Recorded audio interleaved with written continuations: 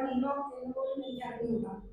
എന്നുവെച്ചാൽ ഏകദേശം ഗുരുകവനങ്ങളിലൂടെ ഗുരുവിൻ്റെ തത്വങ്ങളും സിദ്ധാന്തങ്ങളും ആത്മീയമായ പ്രഹർഷങ്ങളും യോഗതത്വങ്ങളും ഒക്കെ കേട്ട് കേട്ട് നല്ലോണം മനസ്സിലാക്കിയിരിക്കുന്നവരാണ് നിങ്ങൾ.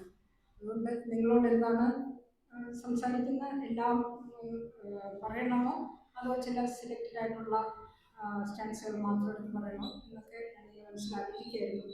ഏതായാലും സ്തോത്രകൃതികളിൽപ്പെട്ട ഗുരുവിൻ്റെ സ്തോത്രകൃതികളിൽപ്പെട്ട ഒരു പ്രധാന കൃതിയാണ് ഞാൻ ഇവിടെ അവതരിപ്പിക്കുന്നത്.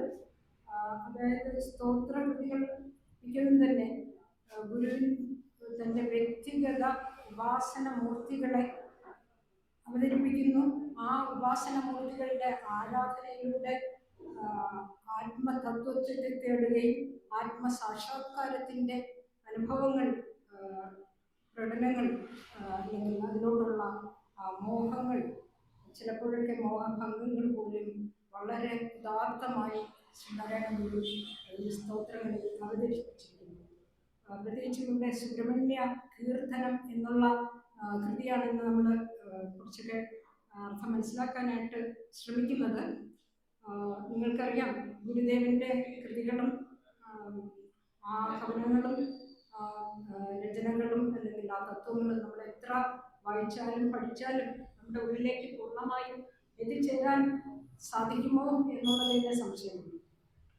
ഇവിടെ ശരിക്കും യോഗാനുഭൂതിയുടെ പരമകാഷ്ഠയിലെത്തുന്ന ഒരു സുബ്രഹ്മണ്യൻ ഭക്തൻ അതിൻ്റെ ഒരു വളരെ യോഗാത്മകമായ അവതരണമാണ് ഈ സുബ്രഹ്മണ്യ കീർത്തനത്തിൽ നമുക്ക് കാണാൻ സാധിക്കുന്നത്.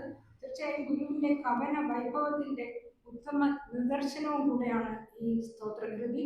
സുകുമാർ അഴീക്കോട് തന്നെ ശ്രീ സുകുമാർ അഴീക്കോട് തന്നെ ഇതിനെക്കുറിച്ച് വളരെ ഉന്നതമായ അഭിപ്രായം പറഞ്ഞിട്ടുണ്ട്. ഈ കൃതി ആരംഭിക്കുന്ന ആദ്യത്തെ ഭാഗത്തിന് തന്നെ ആ വരികൾക്ക് തന്നെ അദ്ദേഹം ചേലപ്പറമ്പിൻ്റെയോ വെൺമണിയുടെയോ കവന വൈഭവമായിട്ടൊക്കെയുള്ള താരതമ്യമൊക്കെ ചെയ്തിട്ടുണ്ട്. ഇനി നമ്മൾ പൊതുവെ സ്തോത്രകൃതികളെ കുറിച്ച് ഗുരുവിൻ്റെ സ്തോത്രകൃതികളെ കുറിച്ച് ചെറുതായിട്ടൊന്ന് ഒരു ആമുഖം പറയാനാണെങ്കിൽ ഡോക്ടർ ഗീതാ സുരാജ് എന്ന് പറയുന്ന പണ്ഡിത ഈ ശ്രീനാരായണ ഗുരുവിൻ്റെ സ്തോത്രകൃതികളെ കുറിച്ച് ഒരു ഡോക്ടറൽ തീസിസ് തന്നെ പബ്ലിഷ് ചെയ്തിട്ടുണ്ട്. അതിനകത്ത് അവർ പറയുന്നത് ശ്രീനാരായണ ഗുരുവിൻ്റെ സ്തോത്ര കൃതികളുടെ രചന കാലഘട്ടത്തെക്കുറിച്ച് നമ്മൾ നോക്കുകയാണെങ്കിൽ 4 പ്രധാന ഘട്ടങ്ങളുണ്ട് എന്ന് പറയാം. അതിൽ ആദ്യത്തെ ഒരു ഘട്ടം എന്ന് പറയുന്നത് ഒരു വിദ്യാർത്ഥിയായിരിക്കുമ്പോൾ ഒരു വയനാപ്പള്ളിയിലും മറ്റും വിദ്യാർത്ഥിയായിരിക്കുന്ന കാലഘട്ടത്തിൽ തന്നെ അവിടെ ശ്രീ ശങ്കരാചാര്യരുടെ സ്തോത്രകൃതികളുടെ വ്യക്തമായ സ്വാധീനം പ്രതിഫലിപ്പിക്കുന്നതും എന്നാൽ ബാലനായ വിദ്യാർത്ഥിയായ ഗുരുവിൻ്റെ നാണുവിൻ്റെ ഉത്കടമായ ഭക്തിയുടെ പ്രകടനവും കാഴ്ചവെക്കുന്ന ചില സ്തോത്രകൃതികളാണ് ആദ്യമായിട്ട് നമുക്ക് ആദ്യത്തെ ഘട്ടത്തിൽ കാണാൻ സാധിക്കുന്നത്. അവിടെ പ്രധാനമായും കൃഷ്ണനും വിഷ്ണുവും ഒക്കെയാണ് അവിടുത്തെ വാസുദേവനും ഒക്കെയാണ് ആ സ്തോത്രകൃതികളിലെ വിഷയങ്ങളായി വരുന്നത്. നേരത്തെ പറഞ്ഞ പോലെ ശങ്കരാചാര്യരുടെ സ്തോത്ര രചന സ്വാധീനം ആ സ്റ്റൈൽ കുറച്ചൊക്കെ നമുക്ക് അതിനകത്ത് കാണാനും സാധിക്കും.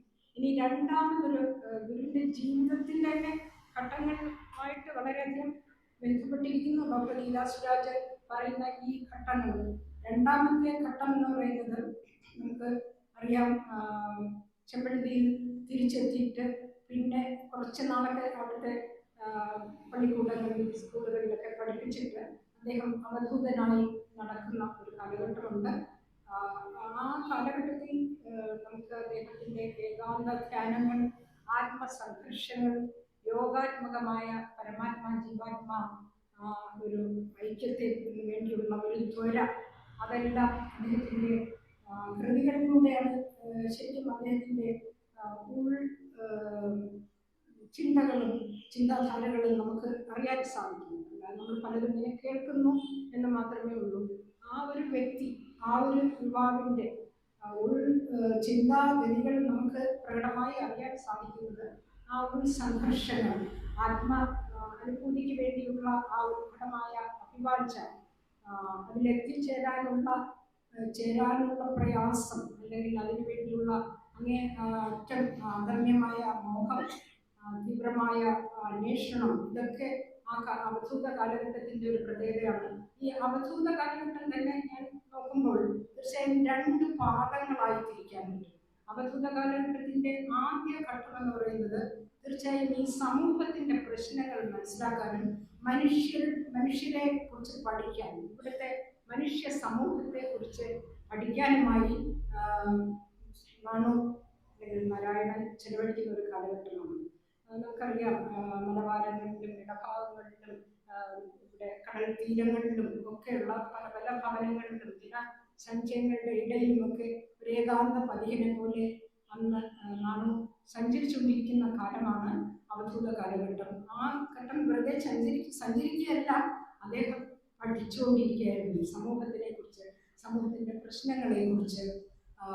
തൻ്റെ ജീവിത ദൗത്യം എന്തോ ഒരു ദൗത്യം തീർച്ചയായും ഉണ്ടെന്ന് മനസ്സിലാക്കുന്നു.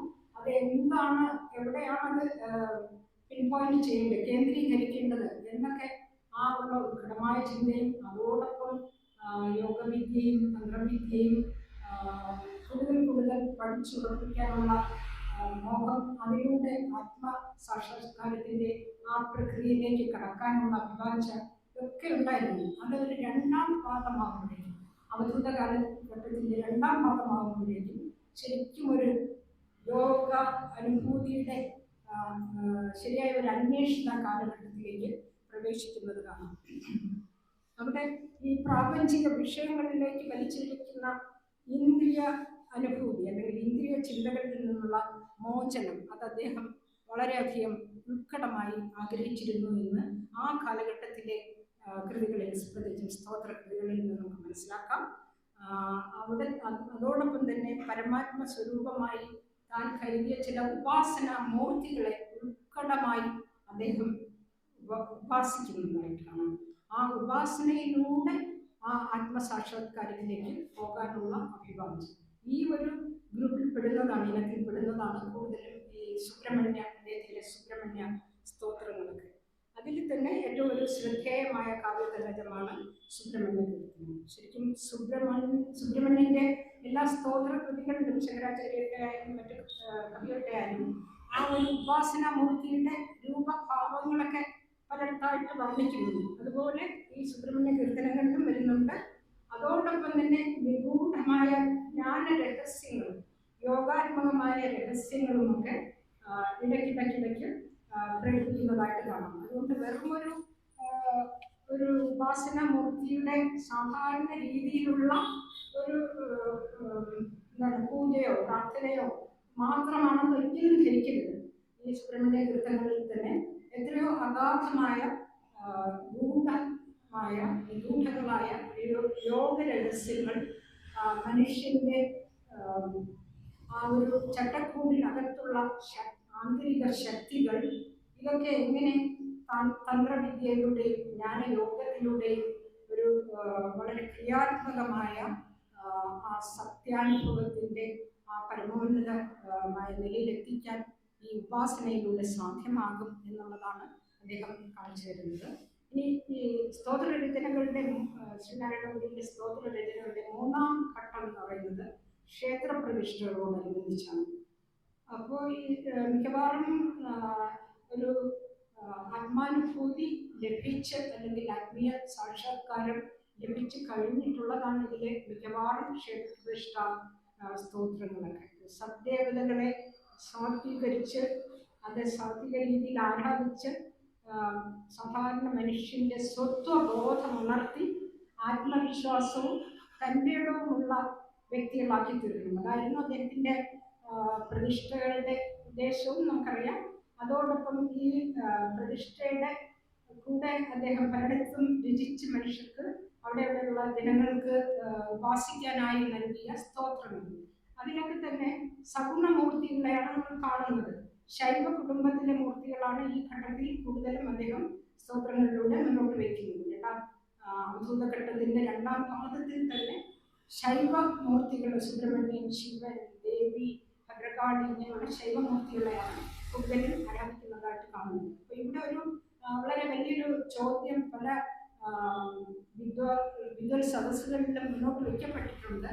അതായത് ഇന്ത്യയുടെ പല ഭാഗങ്ങളിൽ നിന്നും വന്നു ചേർന്ന് ഹിസ്റ്ററി കോൺഗ്രസ്സുകളിലൊക്കെ, Indian history congress, south Indian history കോൺഗ്രസ്സിലൊക്കെ വരുന്ന പണ്ഡിതന്മാർ പലപ്പോഴും ചോദിക്കുന്നത്, നിങ്ങളുടെ ശ്രീനാരായണ ഗുരു ശിവനെയും ദേവിയെയും സുബ്രഹ്മണ്യനെയൊക്കെ അല്ലേ ആരാധിച്ചിരുന്നത്, പിന്നെ എങ്ങനെ അദ്വൈതവാദി എന്ന് പറയും എന്നുള്ളത്. അത് ഒരുവിധം അങ്ങോട്ട് ഇറങ്ങി ചെന്നിട്ടുള്ളവർക്കൊക്കെ മനസ്സിലാകും. ശരിക്കും ശങ്കരാചാര്യരും അതേ രീതിയിൽ തന്നെയാണ് സ്തോത്രങ്ങൾ രചിച്ചുകൊണ്ട് ഏറ്റവും വലിയ അദ്വൈത പണ്ഡിതനായി ഇരിക്കുന്നത്. അവിടെ ദ്വൈതവും അദ്വൈതവും ശരിക്കും സമ്മേളിക്കുന്നതാണ് നമ്മൾ കാണുന്നത്. ഒരു ദ്വൈതഭാവത്തിൽ അല്ലെങ്കിൽ വ്യക്തിഗത ദൈവങ്ങളിലൂടെ വ്യക്തിഗത ഉപാസനാമൂർത്തികളെ അവതരിപ്പിച്ചുകൊണ്ട് വളരെ പെട്ടെന്ന് തന്നെ അതിൻ്റെ ഉള്ളിലേക്കുള്ള ആ ഒരു വ്യക്തിഗത ഒരു ദേവത എന്ന് പറയുന്നത് ശരിക്കും അവ്യമായ അല്ലെങ്കിൽ എല്ലായിടവും നിറഞ്ഞു നിൽക്കുന്ന പരമാത്മ സ്വരൂപത്തിൻ്റെ ഒരു പ്രതീകം മാത്രമാണെന്ന് ദേവിയായാലും ശിവനായാലും സുബ്രഹ്മണ്യനായാലും ഗണപതിയായാലും ഒക്കെ നമുക്ക് അദ്ദേഹം മനസ്സിലാക്കി തരുന്നു. ആ മൗന ഘനാബ്ദിയിലെത്തുന്ന ആ ഒരവസ്ഥ ഈ എല്ലാ സ്തോത്രങ്ങളിലും അദ്ദേഹം നമ്മളെ കൊണ്ടെത്തിക്കുന്നു. അത് തീർച്ചയായും ദ്വൈതവും അദ്വൈതവും സമ്മേളിക്കുന്ന ഒരു ഭാവമാണ് ഈ സ്തോത്രകൃതികളിൽ പോലും നാം കാണുന്നത്. അല്ലാതെ അവിടെ അദ്ദേഹം വെറുമൊരു സ്വർണ്ണമൂർത്തികളെ ആരാധിക്കുന്ന ഒരു രീതിയിലല്ല ഈ ഒരു സ്തോത്രവും എഴുതിയിട്ടുള്ളത്. പിന്നെ ഇതിനടുത്ത് 4-ാം ഘട്ടം വരുമ്പോഴത്തേക്ക് ശരിക്കും ഈ സഗുണമൂർത്തികളെയും അങ്ങ് മാറ്റി നിർത്തിയിട്ട് ആ ഏകാത്മകമായ ആനന്ദ സ്വരൂപമായ സർവവ്യാപിയായ അന്തര്യാമിയായ ആ ആത്മസ്വരൂപത്തെ തന്നെ അതിൻ്റെ എല്ലാ ഭാവത്തോടും അർത്ഥത്തോടും അഗാധതയോടെയും അവതരിപ്പിക്കുന്നതായിട്ട് നമുക്ക് കാണാം. ഈ കാലഘട്ടത്തിലാണ് ദൈവദശകം, അതുപോലെ തന്നെ ജനനി നവരത്ന മഞ്ജരി, അതുപോലെ ഹോമമണ്ഡലം, ഇതൊക്കെ ശരിക്കും ആ 4-ാം ഘട്ടത്തിലെ സ്തോത്രകൃതികളാണ്. അപ്പോൾ അവിടെ ഈ എല്ലാ തരത്തിലുള്ള അതായത് യോഗം, തന്ത്രം, ശക്തം, ശാക്തേയം, ഇത് പലതരത്തിലുള്ള ദർശന പദങ്ങളെ ഒരുമിപ്പിച്ചുകൊണ്ട് അദ്വൈതത്തിലെ വിലയം പ്രാപിപ്പിക്കുന്ന ഒരു രീതിയാണ് ഈ സ്തോത്രകൃതികളിലൊക്കെ തന്നെ ശ്രീനാരായണ ഗുരു തരുന്നത്. അതുകൊണ്ട് തന്നെ അവിടെ അദ്ദേഹത്തെ ഇങ്ങനെ നിരൂപണം ചെയ്തുകൊണ്ട് വരുന്ന പണ്ഡിതന്മാർക്ക് നമുക്ക് വളരെ എളുപ്പം തന്നെ ഉത്തരം കൊടുക്കാൻ സാധിക്കും. അദ്ദേഹം തികച്ചും പൂർണ്ണനായ ഒരു അദ്വൈതി തന്നെ ആയിരുന്നു. ഇനി സുബ്രഹ്മണ്യ സ്തോത്രങ്ങളിലേക്ക് പോവുകയാണെങ്കിൽ നേരത്തെ പറഞ്ഞ പോലെ ആ അവധൂത കാലഘട്ടത്തിൻ്റെ 2-ാം ഭാഗത്തിലാണ് മിക്കവാറും എല്ലാ സുബ്രഹ്മണ്യ കൃതികളും തന്നെ അദ്ദേഹം രചിച്ചിരിക്കുന്നത്. അതിൽ 8 പ്രധാന സ്തോത്രങ്ങളാണ് കിട്ടിയിട്ടുള്ളത്. ഈ സ്തോത്രങ്ങളിൽ യോഗാത്മകമായ കവനഭാവന തെളിഞ്ഞു നിൽക്കുന്ന ഒരു കൃതിയാണ് ഈ സുബ്രഹ്മണ്യ കീർത്തനം. മറ്റ് കൃതികളെ ഒന്ന് ജസ്റ്റ് പറയാനാണെങ്കിൽ ഷൺമുഖ ദശകം, ഷൺമുഖ സ്തോത്രം, നവമഞ്ജരി, ഗുഹാഷ്ടകം, ബാഹ്ലേയാഷ്ടകം. ശരിക്കും ബാഹ്ലേയാഷ്ടകത്തിലൊക്കെ തന്ത്രവിദ്യയുടെ ബീജമന്ത്രവും ആ ഒരു യന്ത്രവും പോലും അവതരിപ്പിച്ചുകൊണ്ട് ശരിക്കും താന്ത്രികമായി തന്നെ ബാഹ്ലേയനെ ഒരു ഉപാസനമൂർത്തിയാക്കിക്കൊണ്ട് തന്നെ തന്ത്രവിദ്യയുടെ ഉള്ളിലേക്ക് കയറിപ്പോകുന്നതായിട്ട് നമുക്ക് കാണാൻ സാധിക്കും. ബാഹ്ലേയാഷ്ടകം, ഷൺമാതുര സ്തവം, വിശാഖ ഷഷ്ടി, പിന്നെ സുബ്രഹ്മണ്യ കീർത്തനം, ഈ 8 നമുക്ക് കിട്ടിയിട്ടുള്ളത്. ഇനി ഈ സുബ്രഹ്മണ്യ കീർത്തനം അല്ലെങ്കിൽ സുബ്രഹ്മണ്യ സ്തുതിയെ കുറിച്ച്, അതിൻ്റെ രചനാ കാലഘട്ടത്തെ കുറിച്ച് ചെറിയ ചെറിയ തർക്കങ്ങളൊക്കെ ഉണ്ട്. മുനി നാരായണ പ്രസാദ് പറയുന്നത് ശരിക്കും വൈക്കത്ത് സുബ്രഹ്മണ്യ ക്ഷേത്രം, അതായത് അതിനെ പറയുന്ന വേലായുധൻ നട എന്നാണ്. വേലായുധൻ നട എന്ന് പറയുന്ന ആ സുബ്രഹ്മണ്യ ക്ഷേത്രത്തിൻ്റെ പ്രതിഷ്ഠയ്ക്ക് ശേഷം 1888-ലോ 89-ലോ എഴുതിയിരിക്കാനാണ് ഇടയെന്ന് അദ്ദേഹം പറയുന്നു. പ്രൊഫസർ ബാലകൃഷ്ണൻ നായർ പറയുന്നത് കുന്നുംപാറ സുബ്രഹ്മണ്യ ക്ഷേത്രം പ്രതിഷ്ഠിച്ചതിന് ശേഷം ഗുരു എഴുതിയിരിക്കാനിടയുള്ള സ്തോത്രമാണ് സുബ്രഹ്മണ്യ കീർത്തനമെന്ന്.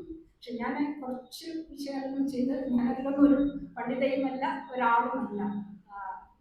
ഇതുപോലെ നിങ്ങളെ പറയുന്നത് എനിക്ക് പാണ്ഡിത്യമില്ല ഗുരുകൃതികളിൽ. ശരിക്കും ഒന്ന് വായിച്ചു നോക്കുന്ന ഒരു സാധാരണ വായനക്കാരി മാത്രമായ എനിക്ക് അതിൽ തോന്നിയത് ശരിക്കും ഈ ഒരു കാലഘട്ടം എന്ന് പറയുന്നത് അദ്ദേഹം ഒരു അവധൂതനായിരുന്ന കാലത്ത് തന്നെ തൈക്കാട്ട് അയ്യാവിൽ നിന്ന് യോഗവിദ്യ ശീലിക്കുകയും പഠിക്കുകയും അതോടൊപ്പം സുബ്രഹ്മണ്യ മന്ത്രം ബാലസുബ്രഹ്മണ്യ മന്ത്രദീക്ഷ അദ്ദേഹത്തിന് കൊടുക്കുകയും ചെയ്തതായിട്ട് നമ്മൾ കേട്ടിട്ടുണ്ട്. ആ മന്ത്രദീക്ഷ അല്ലെങ്കിൽ ആ മന്ത്ര ഉപാസന സമയത്ത് അത് ഉപാസിച്ച് ഒരു ശരിക്കൊരു യോഗിയെ പോലെ യോഗാത്മകമായ ആ ഒരു പ്രാക്ടീസിലൂടെ ആ ഒരു ചര്യയിലൂടെ ആ ചിതാകാശത്തേക്കുള്ള ആ പ്രയാണമാണ് അതിനകത്ത് കാണുന്നത്. അതിന് ചില സമയത്ത് ചില തടസ്സം വരുമ്പോൾ ഉടനെ സുബ്രഹ്മണ്യനെ കുറ്റപ്പെടുത്തുന്നു, സുബ്രഹ്മണ്യനെ പ്രാർത്ഥിക്കുന്നു. ഒരു ശരിക്കും ഒരു ഭക്തി കവനങ്ങളിൽ അല്ലെങ്കിൽ പിന്നീടുള്ള മധ്യകാല ഭക്തി കാവ്യങ്ങളിൽ ഉള്ളതുപോലെ തന്നെ ഒരു ഭക്തൻ ഉപാസകൻ എങ്ങനെ തൻ്റെ ഉപാസനാമൂർത്തിയെ ചിലപ്പോഴൊക്കെ ഒരു സുഹൃത്തായിട്ട് കാണുന്നു, ചിലപ്പോഴൊക്കെ ഒരു ദേവനായിട്ട് കാണുന്നു, അല്ലെങ്കിൽ ചിലപ്പോഴൊക്കെ കുറ്റപ്പെടുത്തുന്നു, ചിലപ്പോഴൊക്കെ സഹായം അഭ്യർത്ഥിക്കുന്നു, അദ്ദേഹത്തിൻ്റെ രൂപവർണ്ണന ചെയ്യുന്നു. അങ്ങനെയുള്ള ആ ഭക്തി കാവ്യങ്ങളുടെ പല സവിശേഷതകളും ഗുരുവിൻ്റെ ഈ സ്തോത്രകൃതികളിൽ പ്രത്യേകിച്ചും ഈ സുബ്രഹ്മണ്യ കീർത്തനത്തിൽ നമുക്ക് കാണാൻ സാധിക്കും. ഇനി ഇതിൻ്റെ ഒരു പ്രത്യേകതയും എനിക്കിത് വളരെ ഇഷ്ടപ്പെടാൻ ഒരു കാരണവുമായിട്ടുള്ളത് ശരിക്കും നമ്മുടെ പ്രൊഫസർ ശിശുപാലൻ സാർ എന്നെ ടീച്ചർ ഒരു കൃതി എന്തെങ്കിലും അവിടെ കൊടുത്തൊരു പഠിക്കണം എന്ന് പറഞ്ഞിട്ട് ഇങ്ങനെ വിളിച്ചപ്പോൾ തന്നെ ഈ സുബ്രഹ്മണ്യ കീർത്തനം വായിച്ചുകൊണ്ടിരിക്കുകയായിരുന്നു. ചെറുതിലേ തൊട്ട് ഞാൻ എൻ്റെ അച്ഛനൊക്കെ വായിക്കുന്നത് കേട്ടിട്ടുണ്ട്. അതിനകത്തൊരു ചരിത്രപരമായ ഗുരുവിൻ്റെ പല കൃതികളെക്കാൾ വ്യക്തമായി ഗുരുവിൻ്റെ ചരിത്ര നിയോഗം അദ്ദേഹം തനിയെ മനസ്സിലാക്കുന്ന കാലഘട്ടമായിട്ട് നമുക്ക് സ്പഷ്ടം നിലാവുന്നുള്ള ആ ഒരു സ്റ്റാൻസ് കൊണ്ട് തന്നെ ഏറ്റവും ശ്രദ്ധേയമായിട്ടുള്ള ഒരു കൃതിയാണ് ഈ സുബ്രഹ്മണ്യ സ്തോത്രം. അല്ലെങ്കിൽ നമുക്ക് വരാം.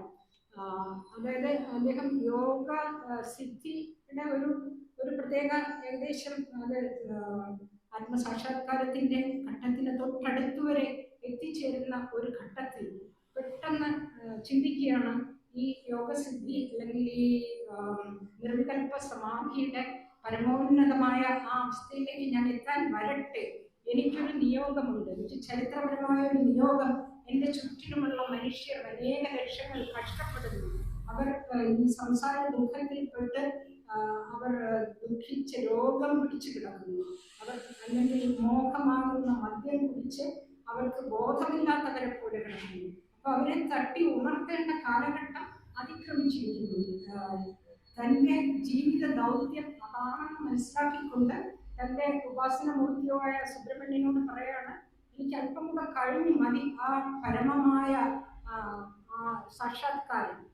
സ്വാമി, എനിക്ക് ഈ ചുറ്റും കിടക്കുന്ന ആളുകളെ ഉണർത്തേണ്ടിയുണ്ട്, അവരെ മാറ്റത്തിൻ്റെ ആ നദിയിലേക്ക് പ്രഭാതത്തിലേക്ക് കൊണ്ടുപോകേണ്ടതുണ്ട് എന്ന് നമ്മൾ ഇത്രയൊക്കെ പലരും പറയുന്നത്. എങ്ങനെ ശ്രീനാരായണ ഗുരുവിനെ ഒരു സാമൂഹിക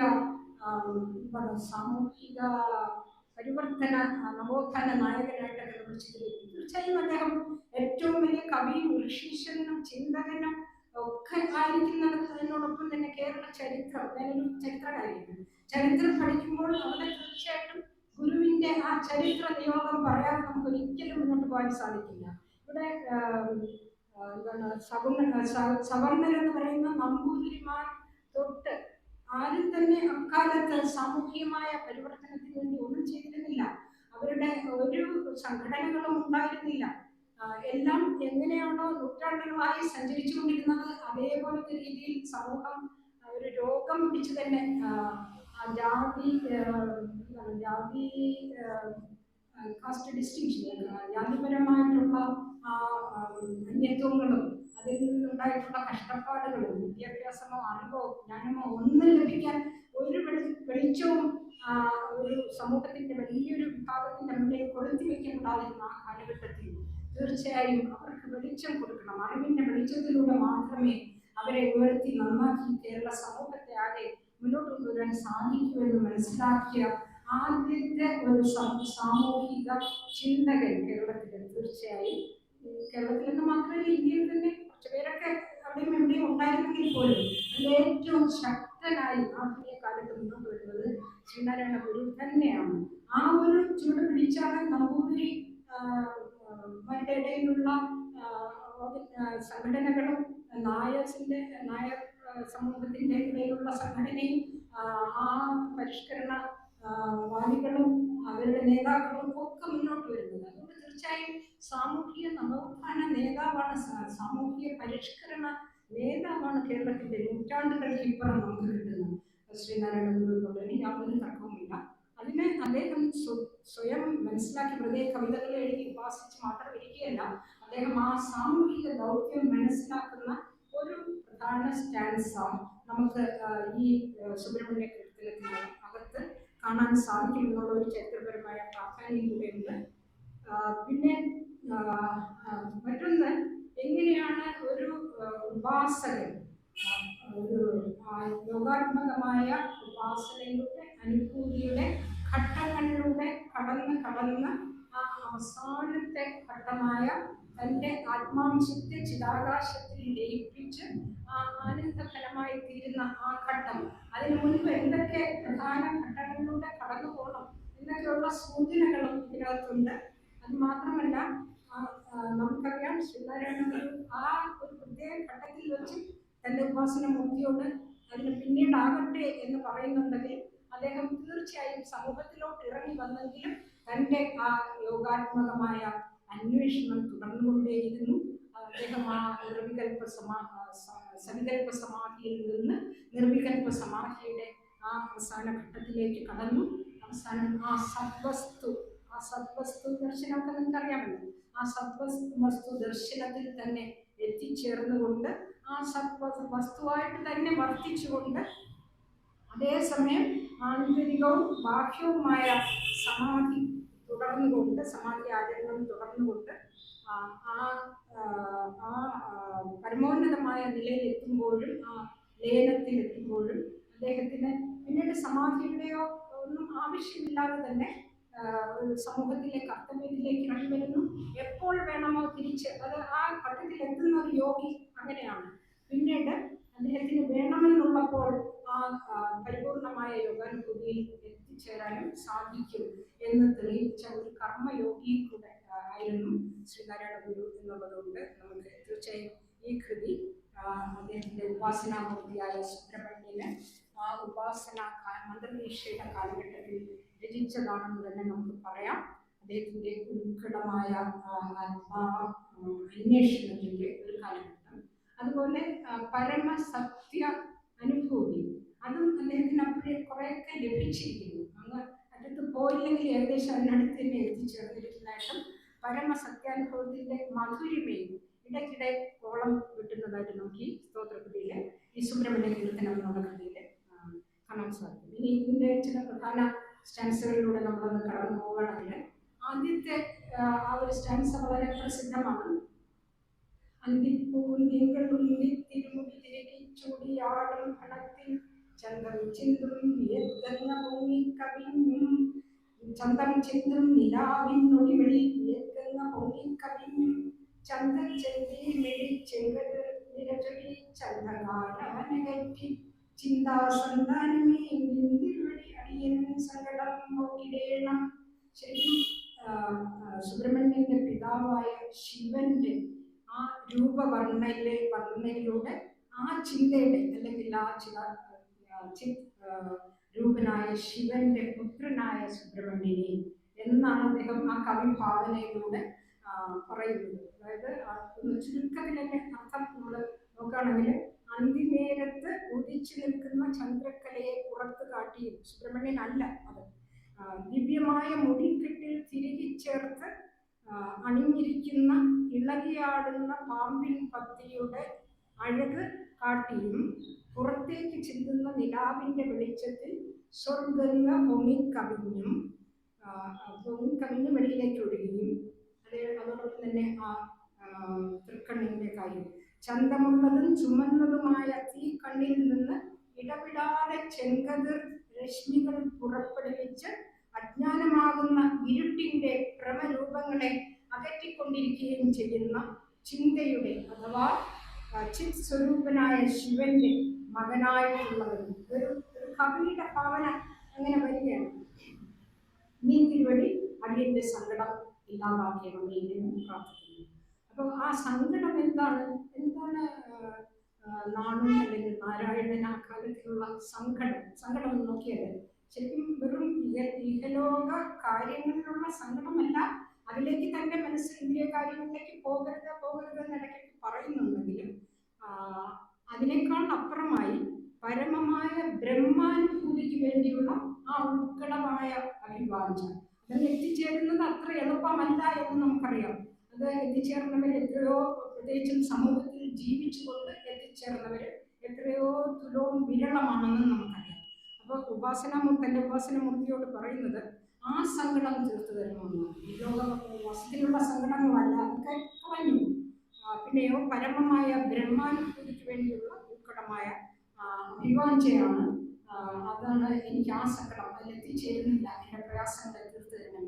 ഈ ഒരു സ്റ്റാൻസയാണ് ശരിക്കും സുകുമാർ അഴീക്കോട് പറയുന്നത് രചനാ സൗന്ദര്യം കൊണ്ട് ചേലപ്പറമ്പനെയോ വെൺമണിയോ കവിതകളെ അനുസ്മരിപ്പിക്കുന്നതാണ് ഈ വരികളെന്ന് വെച്ചാൽ ആ വർണ്ണന പാഠവത്തിലൂടെ വരുന്നത്.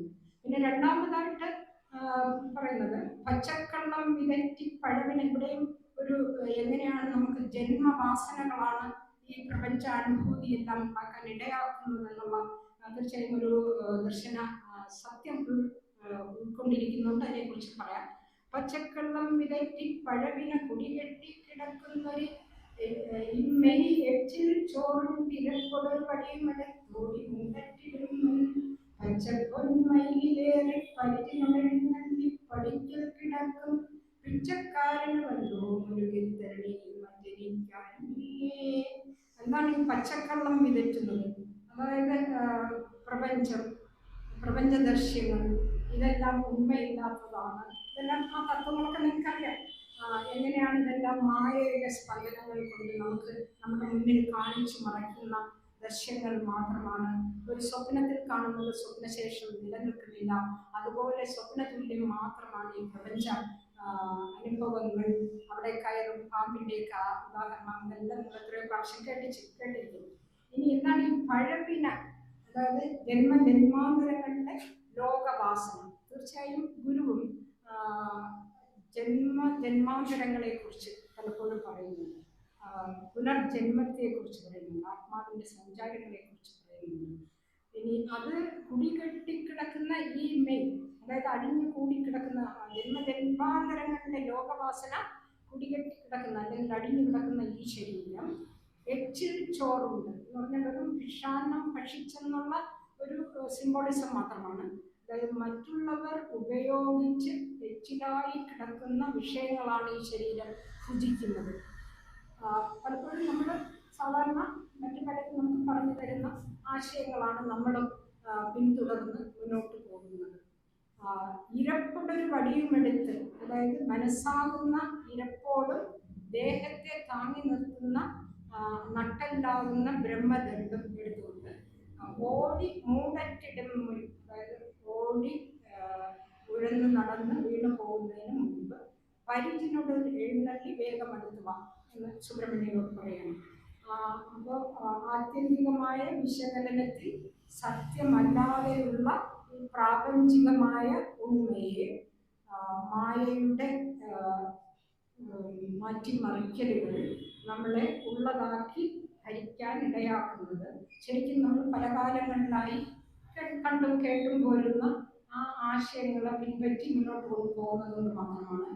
ഇത് സത്യം മനസ്സിലാക്കുമ്പോൾ ആ ഉണ്മ നിലനിൽക്കുന്ന ഉണ്മയല്ല, അത് ആ പരമമായ ആത്യന്തികമായ എന്താണ് ഒരു പ്രത്യേക രൂപവും ഭാവവും ഇല്ലാത്ത ആ ആത്മസത്യത്തിൻ്റെ പ്രകടനങ്ങൾ മാത്രമാണെന്ന് നമുക്ക് മനസ്സിലാവുന്നു. ആ പരമാത്മ സ്വരൂപം ഈ മായയെ ഉണ്ടാക്കി മറയ്ക്കുന്ന പ്രതീതികളാണ് ഇതെല്ലാം എന്ന് നമ്മൾ മനസ്സിലാക്കണം.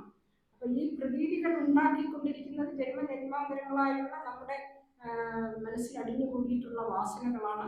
അവയിൽ നിന്നുള്ള മോചനത്തിനായി യാചിച്ചുകൊണ്ട് ഈ ഞാൻ ഭിഷാം ലേഹിയായി. ആദ്യം ഈ ഇന്ദ്രിയ അനുഭവങ്ങളും നമ്മുടെ തെറ്റിദ്ധാരണകളും ഒക്കെ മനസ്സിലാക്കിയിട്ട് വേണം യഥാർത്ഥമായ സത്യാന്വേഷണത്തിന്റെ പാതയിലോട്ട് നമ്മൾ കയറാനുണ്ട്. സവികൽപ്പ സമാധിയുടെ തന്നെ ആദ്യത്തെ ഒരു സ്റ്റേജിലേക്ക് പോകാൻ തന്നെ പ്രസാദ ശുദ്ധി, അല്ലെങ്കിൽ പ്രാസാദ ശുദ്ധി, മനഃശുദ്ധിയിലോട്ട് നമ്മൾ പോകണമെങ്കിൽ നമ്മുടെ മനസ്സിന്റെ ഉള്ളിൽ അഴിഞ്ഞു കിടക്കുന്ന തെറ്റായ ധാരണകളെയും ഇന്ദ്രിയവാസനകളെയും ഒക്കെ മാറ്റണം. അതെല്ലാം എന്നിൽ നിന്ന് മാറ്റിക്കൊണ്ട് എന്നെ ഭിക്ഷാന്തേഹിയായി ഞാൻ നടക്കുന്നു. മറ്റുള്ളവർക്ക് നിന്ന് എച്ചിലായി കിടക്കുന്ന വിഷയങ്ങൾ കുതിച്ച് മനസ്സാകുന്ന ഇരപ്പോടും ദേഹത്തെ താങ്ങി നിർത്തുന്ന നട്ടല്ലാകുന്ന ബ്രഹ്മദണ്ഡവും എടുത്ത് നിന്നെ തേടി ഉഴന്ന് നടന്ന് വീണു പോകുന്നതിന് മുൻപ് പച്ച നിറമുള്ള മയിലേറി, നമുക്കറിയാം സുബ്രഹ്മണ്യന്റെ വാഹനം, മനോഹരമായ നിന്റെ മയിൽവാഹനത്തിലേറി വേഗം അടുത്തു വന്ന് ദർശനം യാചിച്ചുകൊണ്ട് നിന്റെ പടിക്കൽ കിടക്കുന്ന പിച്ചക്കാരനായ ഈ എനിക്ക് ഏതെങ്കിലും ഒരു ഗതി തന്ന് അനുഗ്രഹിക്കുമാറാകണം. മയിൽ തന്നെ ഈ ഇന്ത്യൻ റിലീജിയസ് സിംബൽസിന്റെ കൂട്ടത്തിൽ നോക്കുകയാണെങ്കിൽ മയിൽ എന്നുള്ളത് തന്നെ എന്താണ്, എന്നും ഇറ്റേണൽ ആയിട്ടുള്ള സോൾ, എന്നും നിലനിൽക്കുന്ന, മരണത്തിന് ശേഷമുള്ള ഇറ്റേണൽ ആയിട്ടുള്ള ആത്യന്തികമായി നിലനിൽക്കുന്ന ആത്മാവിന്റെ പ്രതീകമായിട്ടാണ് ഹാരിപ്പൻ സിവിലൈസേഷനിൽ തൊട്ട് അവിടുത്തെ സീലുകളിൽ വരെ ഒരു മയില് അല്ലെങ്കിൽ 2 മയിലുകൾ അവരുടെ ശരീരത്തിൽ മരിച്ച ആളുടെ ശരീരവും വഹിച്ച സ്വർഗത്തേക്ക് പറന്നു പോകുന്ന സീലുകളൊക്കെ കിട്ടിയിട്ടുണ്ട്. അത് ഞങ്ങൾ ചരിത്രപരമായിട്ട് അവിടെ അനലൈസ് ചെയ്യുമ്പോൾ അത് ആത്മാവിനെ ഇങ്ങനെ മരണശേഷമുള്ള ആത്മാവിൻ്റെ ഒരു ആത്യന്തികമായ സഞ്ചാരമായിട്ടൊക്കെ സിംബോളിസമായിട്ട് പറയാറുണ്ട്. അപ്പോൾ എനിക്ക് എന്തെങ്കിലും ഒരു ഗതി തന്ന് ഈ അഗതിയെ രക്ഷിക്കണം എന്ന്, ആ സത്യാനുഭൂതി തന്ന് അനുഗ്രഹിക്കണം എന്ന് പറയുന്നതാണ്. അതല്ലാതെ മറ്റാരും എനിക്കൊരു ശരണമില്ല.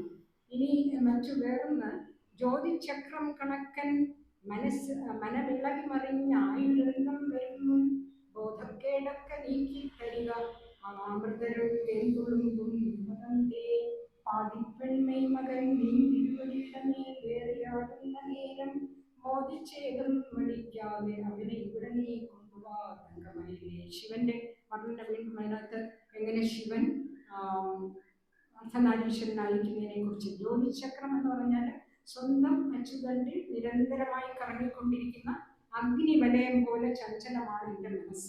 അതൊരിക്കലും സ്വസ്ഥമായിരിക്കാതെ വിഷയമോഹത്തിൽപ്പെട്ട് ഇളകി മറിഞ്ഞ് സ്വന്തം ലക്ഷ്യത്തിലെത്തിച്ചേരാനാവാതെ വീണ് എൻ്റെ ആയുസ് അവസാനിച്ചു പോകുന്നതിന് മുൻപ് എൻ്റെ അറിവില്ലായ്മകൾ നീക്കി അറിവിൻ്റെ ശുദ്ധമായ സ്വരൂപം എനിക്ക് വെളിച്ചമാക്കി കിട്ടുന്നതിന് തടസ്സമായി നിൽക്കുന്ന എല്ലാ വാസനകളെയും ഇല്ലാതാക്കി ശുദ്ധ ജ്ഞാനാനന്ദമാകുന്ന അമൃത് കവിഞ്ഞൊഴുകുന്ന നിന്റെ പാദത്തിൽ എന്നെ ചേർത്ത് അനുഗ്രഹിക്കുമാറാകണമേ എന്ന് പറയുന്നു. അർദ്ധനാരീശ്വരനായ ശിവന്റെ മകൻ എൻ്റെ പൊന്മയിലെ നിന്റെ ചുമലിൽ കയറി ആടിക്കളിക്കുന്ന നേരം നീ സന്തോഷിച്ച് അല്പവും ആടിക്കാതെ അദ്ദേഹത്തെ എൻ്റെ അരികിൽ കൊണ്ടുപോകാം. ഇനിയുള്ള ഒരു 4ാമത്തെ പദ്യം ഒരുപാട് യോഗാത്മകമായ അർത്ഥങ്ങൾ കൂടെ ഉള്ളതാണ്. കേട്ടിരിക്കും. എൻചാൻറോട്ടൂടെയുള്ള ശകടമത് വലിച്ചോണ്ട് മേലിയെഴുത്തു കീഴും സഞ്ചാരമുണ്ടാവിമേവും തുരകമിണയോടെ കൂട്ടിയോടിച്ചിറങ്ങി 5-6 കടന്നായി അരമനയകമേൽ സുഖിച്ചങ്ങിരുന്നൻ നെഞ്ചാറിപ്പാൽ കുടിപ്പാൻ ഒരു വരമല്ലിടണമേ തമ്പുരാനേ. ഇതിനകത്ത് എന്താണ് എൻചാൻറോട്ട്? എൻചാൻറോട്ട് എന്ന് പറയുന്ന 8 ചാൺ അളവുള്ള നമ്മുടെ ശരീരം, അതാണ് എൻചാൻ റോഡ്. അവിടെ കൂടെ ആ ശരീര അന്തർഭാഗത്തൂടെ ഉള്ള, അതായത് ഓടുന്ന ശകടം പറഞ്ഞല്ല വണ്ടി, ആ ജീവനാകുന്ന വണ്ടിയെ മേലിട്ട് കീഴും മുകളിലോട്ടും താഴോട്ടും അതിനെ വലിച്ചുകൊണ്ട്, അതായത് ഓടിച്ചുകൊണ്ട് സഞ്ചരിച്ചു കൊണ്ടിരിക്കുന്ന ആ പ്രാണന്മാർ. നമുക്കറിയാം പഞ്ചപ്രാണന്മാരുണ്ട്. അതിലൂടെ പ്രാണൻ, അപാനൻ ഇവരെ 2 പേരെയും പറയുന്നു. 2 പ്രധാന പ്രാണന്മാരെ പറയുന്നു. നമ്മളിപ്പോൾ നമുക്കറിയാം എങ്ങനെയാണ് ഒരാൾ മരിച്ചാൽ പോലും ഈ ഉൾപ്രാണങ്ങൾ, പഞ്ചപ്രാണങ്ങളിൽ ചിലത് പോകാൻ അല്പം കുറേ കൂടെ സമയമെടുക്കും. ആദ്യം പ്രാണൻ, പിന്നെ അപാനൻ, പിന്നെ ഉദാനൻ, സമാനൻ, പിന്നെ പ്രജ്ഞാനൻ. ഇങ്ങനെ ഈ 5 പ്രാണന്മാരും ആ ഒരു ഗതിക്കാണ്, അല്ലെങ്കിൽ ആ ഒരു ഓർഡർ അനുസരിച്ചാണ് പോകുന്നത്. ആദ്യം പ്രാണൻ പോവുകയും അല്പനേരം കൂടെ ഒരു ചൂടും ഒരനക്കവും ഒക്കെ ഉണ്ടാകും. അത് ഈ പഞ്ചപ്രാണന്മാരുടെ പ്രവർത്തനമാണ്. അപ്പൊ ഇതിൽ 2 പ്രാണന്മാരാണ് മെയിനായിട്ട് ഈ വണ്ടിയെ, ജീവനാകുന്ന വണ്ടിയെ മുകളിലോട്ടും താഴോട്ടും പിടിച്ചുകൊണ്ട് പോയിക്കൊണ്ടിരിക്കുന്നത്. അവിടെ ആ ഓടിച്ചുകൊണ്ട് തുരങ്കം ഇണയോടെ എന്ന് പറയുന്ന 2 പ്രാണന്മാരെയും ഈ കുതിരകളെയും കെട്ടിച്ചെന്ന്, അതായത് കൂട്ടി ഓടിച്ചിറങ്ങി കെട്ടിച്ചെന്ന് 5, 6, 8 കടന്നു. എന്താണ് 5? എന്താണ് 6? 5 ഇന്ദ്രിയങ്ങൾ, 5 ഇന്ദ്രിയങ്ങൾ. പിന്നെ 6 എന്ന് പറയുന്ന ആ മനസ്സും കൂടെ ചേർന്ന് ആ 5 വിഷയങ്ങളും 5 ഇന്ദ്രിയങ്ങളും. 5 വിഷയങ്ങളെന്ന് പറയുമ്പോൾ ഈ ഇന്ദ്രിയങ്ങളുടെ തന്നെ പ്രവർത്തനമാണ്. ശബ്ദം, സ്പർശം, രൂപം, രസം, ഗന്ധങ്ങളാകുന്ന വിഷയങ്ങൾ 5. പിന്നെ ജ്ഞാനേന്ദ്രിയങ്ങൾ 5 മനസ്സും കൂടെ ചേർന്ന് 6. 5, 6 എന്ന് പറയുന്നത് കണ്ണ്, മൂക്ക്, ചെവി, നാക്ക്, തൊക്ക്, ഇതെല്ലാം ചേർന്ന് 5. അപ്പോൾ ഈ ജ്ഞാനേന്ദ്രിയങ്ങളും മനസ്സും കൂടെ ചേരുമ്പോൾ 6. പിന്നെ 8. എന്താണ് 8? 8 എന്ന് പറയുന്നത് 6 ചക്രങ്ങൾ, ഷഡ്ചക്രങ്ങളും. അത് നമുക്കറിയാം, യോഗവിദ്യയിലൂടെ കുണ്ടലിനിയെ സുഷുമ്നാ നാഡിയിലൂടെ മുകളിലേക്ക് ഇതായിട്ട് കൊണ്ടുപോകുന്ന ആ യോഗാനുഭൂതിയുടെ ഘട്ടങ്ങളാണ്. അതിൽ ഓരോ ചക്രത്തിലൂടെ ഒരു നമ്മുടെ സൂക്ഷ്മ ശരീരത്തിലുള്ള ഒരു പ്രധാന ഭാഗങ്ങളായിട്ടാണ് ചക്രങ്ങളെ വെച്ചിരിക്കുന്നത്. നമുക്കറിയാം, മൂലാധാരത്തിൽ നിന്ന് കുണ്ടലിനി ഉയർന്ന് മൂലാധാരം, സ്വാധിഷ്ഠാനം, മണിപൂരകം, അനാഹതം, വിശുദ്ധി, ആജ്ഞ കഴിയുമ്പോൾ നമുക്ക് ഒരു ബ്രഹ്മരന്ധ്രം എന്ന് പറഞ്ഞ ചെറിയ നാഡിയുണ്ട് നമ്മുടെ സഹസ്രാര ചക്രത്തിലേക്ക് ഈ പ്രാണനെ കൊണ്ടുപോകാനായിട്ട്. അപ്പം ഈ 5 കഴിഞ്ഞ്, ഈ 6 കഴിഞ്ഞ് ആ ഒരു ബ്രഹ്മരന്ധ്രവും അതോടൊപ്പം സഹസ്രാര ചക്രവും കൂടെ ചേരുമ്പോഴാണ് 8 എണ്ണം.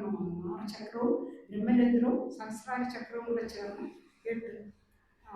അവിടെ നമുക്കറിയാം, ഈ സഹസ്രാര ചക്രത്തിൽ എത്തിച്ചേർന്നാൽ മാത്രമേ പരമാത്മാ അനുഭൂതി ഉണ്ടാവുള്ളൂ, ശിവശക്തി ഐക്യം എന്നൊക്കെ പറയും. അതിരറ്റ ആനന്ദ സ്വരൂപമായി അവിടെ ജീവൻ, ഈ പോകുന്ന ജീവൻ മാർത്തിയും. അപ്പോൾ അവിടെ ഇവയെല്ലാം കടന്ന് അരമന അകമേറി സച്ചിദാനന്ദ സ്വരൂപമായ ബ്രഹ്മത്തിലെത്തുന്ന ആ അരമന അകമേറുന്നു സഹസ്രാരത്തിൽ സുഖിച്ചങ്ങിരുന്നു.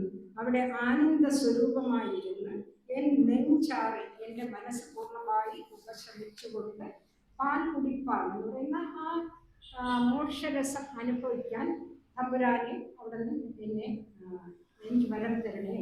8 ചാൺ നീളമുള്ള ശരീരമാകുന്ന റോഡ് വഴി ഓടുന്ന ജീവനാകുന്ന വണ്ടിയെ ഓടിച്ചുകൊണ്ട് മേലും കീഴുമായി സഞ്ചരിച്ചു കൊണ്ടിരിക്കുന്ന 2 പ്രാണന്മാർ. പഞ്ചപ്രാണനിലെ പ്രാണനും അപാനനും. പ്രാണന്മാരാകുന്ന കുതിരകളെയും കൂട്ടിക്കെട്ടിച്ചെന്ന് ശബ്ദസ്പർശ രൂപ രസഗന്ധങ്ങളാകുന്ന വിഷയങ്ങൾ 5. 5 ജ്ഞാനേന്ദ്രിയങ്ങളും മനസ്സും ഉൾപ്പെടെ ഇന്ദ്രിയങ്ങളാണ്. ഷഡ്ചക്രങ്ങളും അല്ലെങ്കിൽ ഷഡാധാരങ്ങളും ബ്രഹ്മചന്ദ്രവും സഹസ്രാര ചക്രവും ഉൾപ്പെടെ ആ അഷ്ടകരണങ്ങളും കടന്ന്, ഇതെല്ലാം കടന്ന് എന്നാലേ ആ ആത്യന്തികമായ ഘട്ടത്തിലോട്ട് എത്താൻ പറ്റുള്ളൂ. അഹം ബുദ്ധി ഇല്ലാതായി താൻ ഉണ്ട്, താൻ ശുദ്ധനാണ്, ബുദ്ധനാണെന്നൊക്കെ അറിയുന്ന ഘട്ടം പോലും ആ മോക്ഷഘട്ടമല്ല. അതൊക്കെ പിന്നീട് ചില ഇതിനകത്ത് പറയുന്നുണ്ട്. അപ്പോൾ പോലും അനാഹത ശബ്ദം കേൾക്കുന്നത് പോലും അതിൻ്റെ അടുത്ത ഘട്ടമാണെങ്കിലും നിർവികൽപ്പ സമാധിയിൽ എത്തുന്നത് അതുമെല്ലാം കഴിഞ്ഞിട്ട് മാത്രമാണ്. അപ്പോൾ സഹസ്രാര ബ്രഹ്മരന്ധ്രത്തിലൂടെ സഹസ്രാര ചക്രം കടന്ന് അഹംബുദ്ധി ഇല്ലാതായി സച്ചിദാനന്ദ സ്വരൂപമായ ബ്രഹ്മത്തിൻ്റെ അരമനയിലെത്തുന്നു. ആ അരമന അകം കയറി അവിടെ പരമാനന്ദ സ്വരൂപമായിരുന്ന് പൂർണ്ണമായും എൻ്റെ മനസ്സ് ഉപശമിച്ച് മോക്ഷമാകുന്ന അമൃതരസം അനുഭവിക്കാൻ വരം തരണമേ സുബ്രഹ്മണ്യ സ്വാമി എന്ന് അദ്ദേഹം പ്രാർത്ഥിക്കുന്നു. ഇനി അടുത്തൊരു പദ്യത്തിൽ അങ്കുങ്കും നാടിയോടും അതിലും ഒരു ഈ യോഗാനുഭൂതിയുടെ അല്ലെങ്കിൽ ആത്മസാക്ഷാത്കാരത്തിന്റെ ഒരു ഘട്ടം പറയുന്നുണ്ട്. അങ്കുങ്കും നാടിയോടും നിലമണിമതിയും പോയടങ്ങിയിടുമ്പോൾ തങ്കക്കോയിക്കലുള്ളിൽ. നമുക്ക് സാധാരണ മലയാള വാക്കുകളായിട്ട് അനുഭവപ്പെടുന്നതൊക്കെ ഗുരുവിന്റെ മിക്ക കൃതികളും അങ്ങനെ തന്നെയാണ്. അതിന്റെ ഉള്ളിലുള്ള അർത്ഥം നമ്മൾ അറിഞ്ഞു തന്നെ പോകണം. തങ്കക്കോയിക്കലുള്ളിൽ കരള മണിവിളക്കും കൊളുത്തിക്കരേറ്റി മങ്കും മങ്കും നടിച്ചു നടനമിടുവതിനായി എഴുന്നള്ളിവായി അംഗം വെട്ടുന്ന വേടപ്പരിശേ നിലവേ ചുട്ടുനിർത്തൂളിയാക്കാൻ. അവിടെ സുബ്രഹ്മണ്യന്റെ വള്ളിയമ്മ പരിണയത്തിന്റെ ഒരു ചെറിയ ഒരു ഇൻഡിക്കേഷനും കൂടെ അവിടെയുണ്ട്. വേടപ്പരിശേ നമുക്കറിയാം, വള്ളിപ്പാണി ഗ്രഹണം ചെയ്യുന്നതിന് മുമ്പ് എങ്ങനെയാണ് വേടന്മാർ അല്ലെങ്കിൽ പ്രഭന്മാർ വന്ന് സുബ്രഹ്മണ്യനെ എതിർക്കുന്നതും അവരെല്ലാം വെടി നശിപ്പിച്ചുകൊണ്ട് ആ പരിണയം നടത്തുന്നതുമൊക്കെ. അതുപോലെ എന്ന് പറയുന്നു. അങ്കുങ്കും ദേഹത്തിൽ അഭിമാനം കൊള്ളുന്ന നാടിയോടും ആ കൊച്ചു അഹന്ത, നമ്മുടെ ഉള്ളിലുള്ള അഹന്തയോടും കൂടി ദിനമണിമതി ബുദ്ധിയാവുന്ന സൂര്യൻ. അതിന്റെ ചുരുക്കത്തിൽ അർത്ഥം പറയുകയാണെങ്കിൽ സമയം കുറവായതുകൊണ്ട്, ദേഹത്തിൽ അഭിമാനം കൊള്ളുന്ന കൊച്ചഹന്തയോടൊപ്പം ബുദ്ധിയാവുന്ന സൂര്യനും ക്ഷീണിച്ച് അസ്തമിക്കും. അതായത് ബുദ്ധി ഒന്ന് പോണം. നമ്മുടെ സ്വബുദ്ധി ഉള്ളിൽ ഈ യോഗ പ്രയത്നത്തിന്റെ ഇടയിൽ അല്ലെങ്കിൽ ആ ഒരു സാക്ഷാത്കാരത്തിന് വേണ്ടിയുള്ള ആ ഒരു പരിശ്രമത്തിനിടയിൽ ഞാനെന്നുള്ള അഹംബോധം അങ്ങ് പോണം. അതും പോയി ബുദ്ധിയാകുന്ന സൂര്യനും ക്ഷീണിച്ചസ്തമിക്കും. അപ്പോൾ ഹൃദയമാകുന്ന തങ്കക്കൊട്ടാരത്തിനുള്ളിൽ നിന്ന് അറിവ് നമ്മളിലേക്ക് വരും. ആ യഥാർത്ഥ അറിവ് നമ്മളിലേക്ക് വരും. ആ അറിവാകുന്ന ധർമ്മ മണിവിളക്കും കൊളുത്തിക്കൊണ്ട് സുബ്രഹ്മണ്യൻ ഇറങ്ങി വരണമെന്നാണ്. വിളക്കിൽ കൊളുത്തിക്കൊണ്ട് നീ എന്നെ ആ കൊട്ടാരത്തിനുള്ളിലേക്ക് കൊണ്ടുപോകണം. എന്നിട്ട് അഴകും ദൈന്യവും അഭിനയിച്ച് അത് അഭിനയിച്ചുകൊണ്ട് എന്നോടൊപ്പം ഒരു ആത്മസംതൃപ്തിയിൽ നൃത്തം വയ്ക്കണം. എന്നിട്ട് സദാ എന്നോട് പടപെടുന്ന, ഇവിടെ ഏതാണ് ഈ വേടപരീക്ഷകൾ? ഈ ഒരു വ്യക്തി ആത്മാനുഭൂതിക്ക് വേണ്ടി ശ്രമിക്കുമ്പോൾ വരുന്ന വേടപരീക്ഷകളെയൊക്കെ വെട്ടി മാറ്റണമെന്ന് പറഞ്ഞാൽ നമ്മുടെ കാമക്രോധം തുടങ്ങിയുള്ള ആ ഒരു ഫീലിങ്സ് അല്ലെങ്കിൽ കാമക്രോധാദി ആസുര ശക്തികൾ നമ്മളുടെ ഉണ്ടായിക്കൊണ്ടേയിരിക്കും. അതിനെയൊക്കെ മുഴുവനെ എരിച്ച് ചാമ്പലാക്കാൻ നീ എഴുന്നള്ളി വരണേ സുബ്രഹ്മണ്യ സ്വാമി. അപ്പോൾ നീ വള്ളി പരിണയത്തിൽ വേടപരീക്ഷകൾ എല്ലാം ശരിക്കും നമ്മുടെ കഥകൾ, ഹിന്ദു മതത്തിലെ കഥകളൊക്കെ തന്നെ അകത്തുള്ള ഓരോന്നും ഒരു സിംബോളിസമാണ്. ഇന്ത്യൻ സിംബോളിസം എന്ന് പറഞ്ഞാൽ യൂറോപ്യന്മാരാണ് അത് പഠിച്ച് പുസ്തകങ്ങൾ എഴുതിയിട്ടുള്ളത്. അപ്പോൾ അതങ്ങനെ. ഇനി അടുത്ത ശ്ലോകം നമുക്ക് വിടാം. ഏഴാമത്തെ ഒരു ആത്മാനുഭൂതിയുടെ ഒരു ചെറിയൊരു അനുഭൂതി നമുക്ക് തരുന്നു. ഓങ്കാരം കൊണ്ടെഴുപ്പി പെരുവഴി നടുവേ പള്ളിക്കൊണ്ടുള്ളിലുണ്ടാം ചങ്കാരം കേട്ടുണർന്നിടുക ചടിതിൽ മതിത്തേം താമരത്തെ കുടിപ്പാൻ പങ്കാരം പറ്റുവാനിൽ ഇരവ് പകലിരുന്നീച്ചയും തേനൊഴിച്ചും ചങ്കാരം പോലുമിൽ ഇതിനെ ഇനിമയോട് ആസ്വദിക്കാൻ വാ.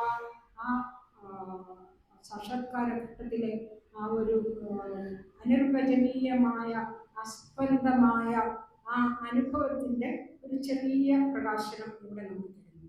ഓങ്കാരം നമുക്കറിയാം, പ്രണവ ഉപാസന കൊണ്ട് ഉണർത്തി. പെരുവിളി നടുവേ എന്ന് പറയുമ്പോൾ ശുദ്ധമായ ഹൃദയാകാശത്തിന്റെ മധ്യത്തിൽ, അവിടെയാണ് അവസാനമുള്ള ആ ചിതാകാശം എന്ന് പറയുന്നത്. അവിടെയാണ് പരമമായ സത്യം ഇരിക്കുന്നത്.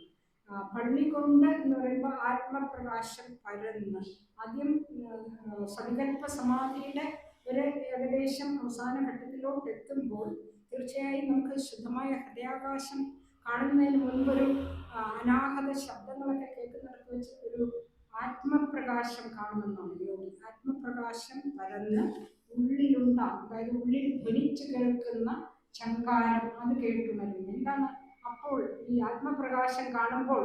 ഒരു സത്യാന്വേഷിക്ക് ഒരു ഒരു ശബ്ദം കേൾക്കും, അല്ലെങ്കിൽ ഒരു ശങ്കാരം കേൾക്കും എന്ന് പറയുന്നതാണ് അനാഹത നാദം എന്ന് പറയുന്നത്. എന്താണ് ഈ അനാഹത നാദം?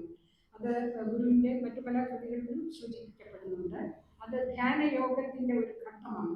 ധ്യാനയോഗത്തിൽ മനസ്സ് അത്രത്തോളം ഏകാഗ്രതപ്പെട്ട് ഞാനെന്നുള്ള ആ ഭാവം അഹംബോധം മൊത്തമായും പോയി സങ്കല്പങ്ങളെല്ലാം ഒഴിഞ്ഞ് ഹൃദയത്തിൻ്റെ ആ ഒരു ഹൃദയത്തിൻ്റെ ചിതാകാശം നമുക്ക് ഏകദേശം കാണാൻ പറ്റുന്ന കേന്ദ്രമായി സ്ഥിതി ചെയ്യുന്ന ബുദ്ധി, അവിടെ ആ ബുദ്ധിക്ക് നമ്മൾ ആ ബുദ്ധിയിലോട്ട് കോൺസെൻട്രേറ്റ് ചെയ്യണം. അപ്പോൾ കുറേ ശബ്ദങ്ങൾ കേൾക്കും. അത് കൂടുതലും അനാഹത ചക്രത്തിൻ്റെ ഹൃദയഭാഗത്ത് എത്തുന്ന സമയത്താണ്, അനാഹത ചക്രത്തിൽ എത്തുമ്പോഴാണ് അവിടെയാണ് ശരിക്കും നാദം ആദ്യമായി ഒരു യോഗിക്ക് അനുഭവപ്പെടുന്നത്.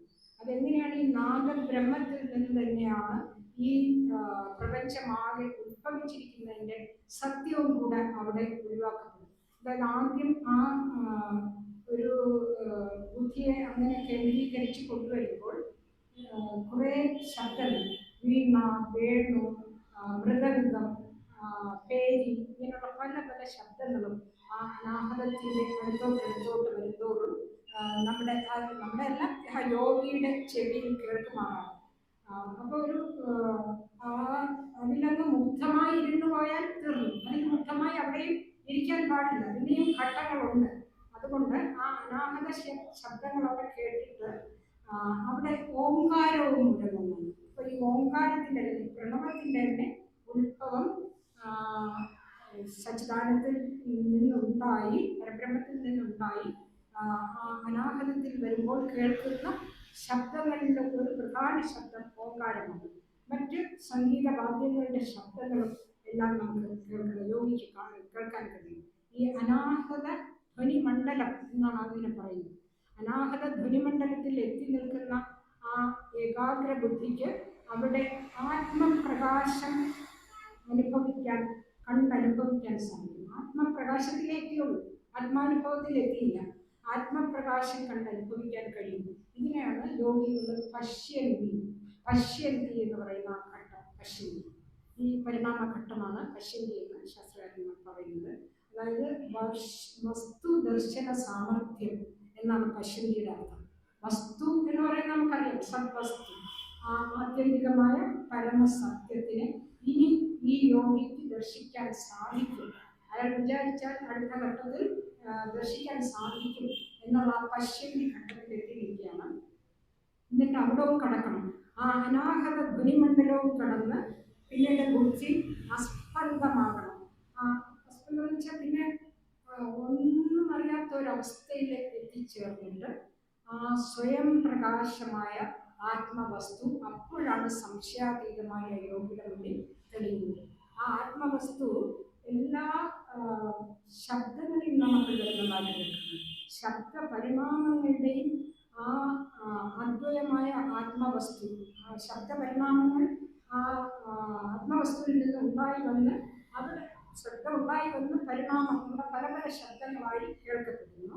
ആ അദ്വയ ആത്മവസ്തുവിൽ നിന്ന് പൊങ്ങി വന്നവയാണ് ആ ശബ്ദങ്ങളെന്ന് അപ്പോൾ യോഗി മനസ്സിലാക്കുന്നു.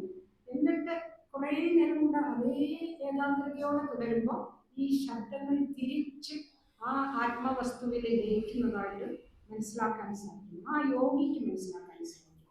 അപ്പോൾ പിന്നീട് ഈ ശബ്ദങ്ങൾ കുറേ നേരം കേട്ടതിന് ശേഷം ആ യോഗ അവസ്ഥയിൽ ഈ ശബ്ദങ്ങൾ ചെന്ന് ആ ആത്മവസ്തുവിൽ സ്വയം പ്രകാശിക്കുന്ന ആത്മവസ്തുവിൽ ലയിക്കുന്നതായ ഒരു ഘട്ടവും വരും. അതാണ് പര എന്ന് പറയുന്നത്. പര എന്ന് പറയുന്ന അത് ശരിക്കും ശക്തി അല്ലെങ്കിൽ മായയെക്കുറിച്ച് പറയുന്നുണ്ട്. പരബ്രഹ്മത്തിൻ്റെ വളരെ ഇൻറ്റഗ്രൽ ആയിട്ടുള്ള ഒഴിച്ചുകൂടാൻ ഇല്ലാത്ത ഒരു ഭാഗമായിട്ടാണ് മായ അല്ലെങ്കിൽ ശക്തിയെ പറയുന്നത്. തന്ത്രശാസ്ത്രത്തിൽ ശക്തിയാണ് ഏറ്റവും പ്രാധാന്യമേറിയത്. ശക്തിയും ശക്തനും ലയിച്ചാൽ മാത്രമേ ഈ പ്രപഞ്ചം ചലിക്കുക പോലുള്ളൂ, പ്രപഞ്ചം ചലിക്കുകയുള്ളൂ. അപ്പോൾ ഈ ശക്തി അല്ലെങ്കിൽ മായയുടെ ഓരോ സ്പന്ദനവും ഓരോ സൂക്ഷ്മ ശബ്ദതരംഗമാണ്. അവിടെയാണ് ഓങ്കാരവും ഈ വീണയും വേണുവും മൃദംഗവും എല്ലാം നമുക്ക് കേൾക്കുന്നത്. ഈ ശബ്ദതരംഗങ്ങൾ ഈ കുറച്ച് സമയം കൂടെ യോഗി അതേ അവസ്ഥയിൽ തുടരുമ്പോൾ അടങ്ങുമെന്ന് പറഞ്ഞല്ലോ. പര പര എന്ന് പറഞ്ഞാൽ തിരിച്ച് ആത്മവസ്തുവിൽ ലയിക്കുന്ന ആ ഘട്ടത്തിലെത്തുമ്പോൾ ശരിക്കും അതാണ് നാദലയ യോഗം. നാദലയ യോഗം എന്നറിയപ്പെടുന്ന യോഗികൾ അറിയുന്ന ഒരു ഘട്ടം ഈഷ ഫൗണ്ടേഷനിൽ അടുത്തടുത്ത് പോകാനായിട്ട് നമുക്ക് സാധിച്ചു. അപ്പോൾ അവിടുത്തെ പ്രധാന ഒരു പ്രതിഷ്ഠയായിട്ടുള്ളത് ധ്യാനലിംഗം എന്ന് പറഞ്ഞാൽ അവിടെ ആളുകളെ എത്തിയിട്ട് കുറേ നേരം നമ്മൾ മെഡിറ്റേറ്റ് ചെയ്യാൻ പറ്റും. മെഡിറ്റേറ്റ് ചെയ്ത് കഴിയുമ്പോഴത്തേക്ക് നമ്മളൊന്നും ആ ഘട്ടത്തിൽ എത്തില്ല, പക്ഷെ എന്തോ ഒരു ചെറിയ അനുഭൂതി ഉണ്ടാകും. ഓരോ സ്ഥലത്തേക്ക് വീണയും വേണവും മൃദംഗവും ഒക്കെ ഇങ്ങനെ കേൾപ്പിക്കുന്നുണ്ട്. അവിടെ ഇരുന്നൊരു വായിക്കുകയാണ്. അത് നാദ ബ്രഹ്മ യോഗയാണ് അത് ചെയ്യുന്നത്. അപ്പോൾ നമുക്കൊരു എന്തോ പതുക്കെ പതുക്കെ പതുക്കെ പതുക്കെ അത് തിരിച്ച് ലയിച്ച് പോകുന്ന പോലൊരു ആ രീതിയിലാണ് അതിൻ്റെ പോക്ക്. കുറച്ച് നേരം കൂടെ നമുക്ക് ആ മെഡിറ്റേഷന് വേണ്ടി സമയം തരും. അപ്പോൾ ശരിക്കും നമ്മൾ ആ മെഡിറ്റേഷൻ്റെ ഒരു ചെറിയ ശബ്ദാനുസന്ധാനത്തിലൂടെയുള്ള ആ നാദലയ യോഗത്തിൻ്റെ ഒരു അംശം നമുക്ക് അനുഭവിക്കാൻ പറ്റും. അപ്പോൾ ഈ നാദലയ യോഗത്തെ ശബ്ദാനുസന്ധാനമാക്കി പ്രപഞ്ചത്തിൻ്റെ ഉൽപ്പത്തി തന്നെ നാദബ്രഹ്മത്തിൽ നിന്നാണ്. ചിലപ്പോഴും നമ്മൾ കേൾക്കാറുണ്ട് ഓങ്കാരമാണ് എല്ലാത്തിൻ്റെയും അടിസ്ഥാനം. അവിടെ ഓങ്കാരത്തെ മാത്രമാണ് പറയുന്നതെങ്കിലും അതോടൊപ്പം ഈ സംഗീത ശബ്ദങ്ങളും സംഗീതവും നാദവും ഇപ്പോൾ ഹെർബൻ ഹിസ്റ്ററി തൊട്ട് ശരിക്കും അവിടുത്തെ ലിപിയൊക്കെ വായിക്കാൻ ശ്രമിച്ച ചില സ്കോളേഴ്സ് അവിടെ തന്നെ ശിവന്റെ ഒരു അതിരൂപം അവിടെ സീൻ നമുക്ക് കാണാൻ സാധിക്കുന്നു. അത് ശരിക്കും നാദബ്രഹ്മമാണെന്നാണ് അവർ ചില സ്ക്രിപ്റ്റ് ഡിസൈഫറേഴ്സൊക്കെ എത്തിച്ചേർന്നിട്ടുള്ള ആ ഒരു ഓങ്കാരമൊക്കെ ആ നാദം ഉണ്ടായി അത് തിരിച്ചതിൽ ലയിച്ച് ആ പരമാത്മാവിൽ ലയിച്ചിരിക്കുന്നു. അവിടെന്നാണ് ശബ്ദം പതുക്കെ പതുക്കെ പിന്നീട് പുറത്ത് വരുന്നത്. ഒരു ഘട്ടമാകുമ്പോൾ മനുഷ്യരിൽ നിന്ന് ഈ ശബ്ദം പുറത്ത് വരുന്നുണ്ടല്ലോ, ഓം എന്നുള്ള ശബ്ദമായാലും ഇതായി. അതിനെയാണ് നമ്മൾ വൈഖരി എന്ന് പറയുന്നത്. വൈഖരി എനിക്കറിയാം, വൈഖരിയിൽ നിന്ന് പുറത്ത് കേൾക്കുന്ന ശബ്ദത്തെ നാം പറയുന്നു. അപ്പോൾ ദൈവവിഷയത്തിൽ നമുക്കറിയാം ഓതും മൊഴിമോർക്കെഴുതി, ആ ഓതുന്ന മൊഴിയും നീ തന്നെയാണ് എന്ന് പറയുന്ന ആ നാദലയ ബ്രഹ്മത്തിനെ കുറിച്ച്, നാദലയ യോഗത്തെ കുറിച്ച് പറയുന്നു. ഇനി ഇതിനെ അദ്ദേഹം ജനനി അദ്ദേഹത്തിന്റെ ഗുരുദേവൻ പല കൃതികളിലും സൂചിപ്പിച്ചിട്ടുണ്ട്. ഈ അനാഹത ശബ്ദവും ആ ശബ്ദത്തിന്റെ ലയവും യോഗാത്മകതയും ഒക്കെ അതിൽ നമുക്ക് ജനനി നവരത്ന മഞ്ജരിയിൽ ഈ നാദഭൂമി എന്ന് പറയുന്നത്, ഈ നാദഭൂമി എന്ന് പേര് പറഞ്ഞ് ഈ ശബ്ദപരിണാമഘട്ടത്തെ ഗുരു വിവരിച്ചിട്ടുണ്ട് ജനനി നവരത്ന മഞ്ജരി. അവിടെ ഗതിപെറും നാദഭൂമിയിൽ അമർന്ന് ആവിരാപ പടരും ചിന്നാഫി എന്ന് വളരെ മധുരഗംഭീരമായി അദ്ദേഹം പറയുന്നുണ്ട്.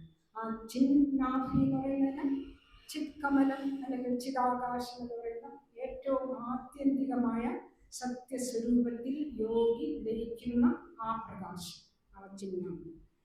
അപ്പോൾ ഈ നാദഭൂമിയിൽ അമർന്ന് അവിരാപ പടരും, അതിൽ നിന്നൊരു പ്രകാശം പടരുന്ന ചിഹ്നമാണ്.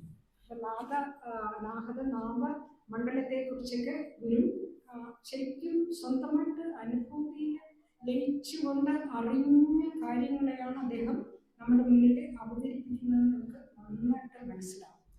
ഇനി ഇത് അവിടെ എത്തുമ്പോൾ മതി താമരത്തേൻ, അതായത് ചിത്തമാകുന്ന താമരയില, അതിലെ ആത്മാനന്ദ മധു രാത്രിയും പകലും ഇരുന്ന് ഒരു തേനീച്ച സാധാരണ ഒരു പൂവിൽ ചെന്നിരുന്ന് ആ തേൻ കുടിക്കുന്നത് പോലെ ഒരു ശല്യവും ഇല്ലാതെ ഇത് പങ്കുപറ്റാൻ ആരും വരില്ല എന്നാണ് അദ്ദേഹം പറയുന്നത്. അതായത് ഇതിൻ്റെ ഒരു അർത്ഥവ്യാഖ്യാനം ഓടിച്ച് പറയുകയാണെങ്കിൽ, പ്രണവോപാസന കൊണ്ട് ഉണർത്തി ശുദ്ധമായ ചിതാകാശ മധ്യത്തിൽ ആത്മപ്രകാശം പരന്ന് സത്യാനുഭവമുള്ളവനായി തീരുക. ഒരു യോഗിയുടെ ആ ഘട്ടം പറയുകയാണ്.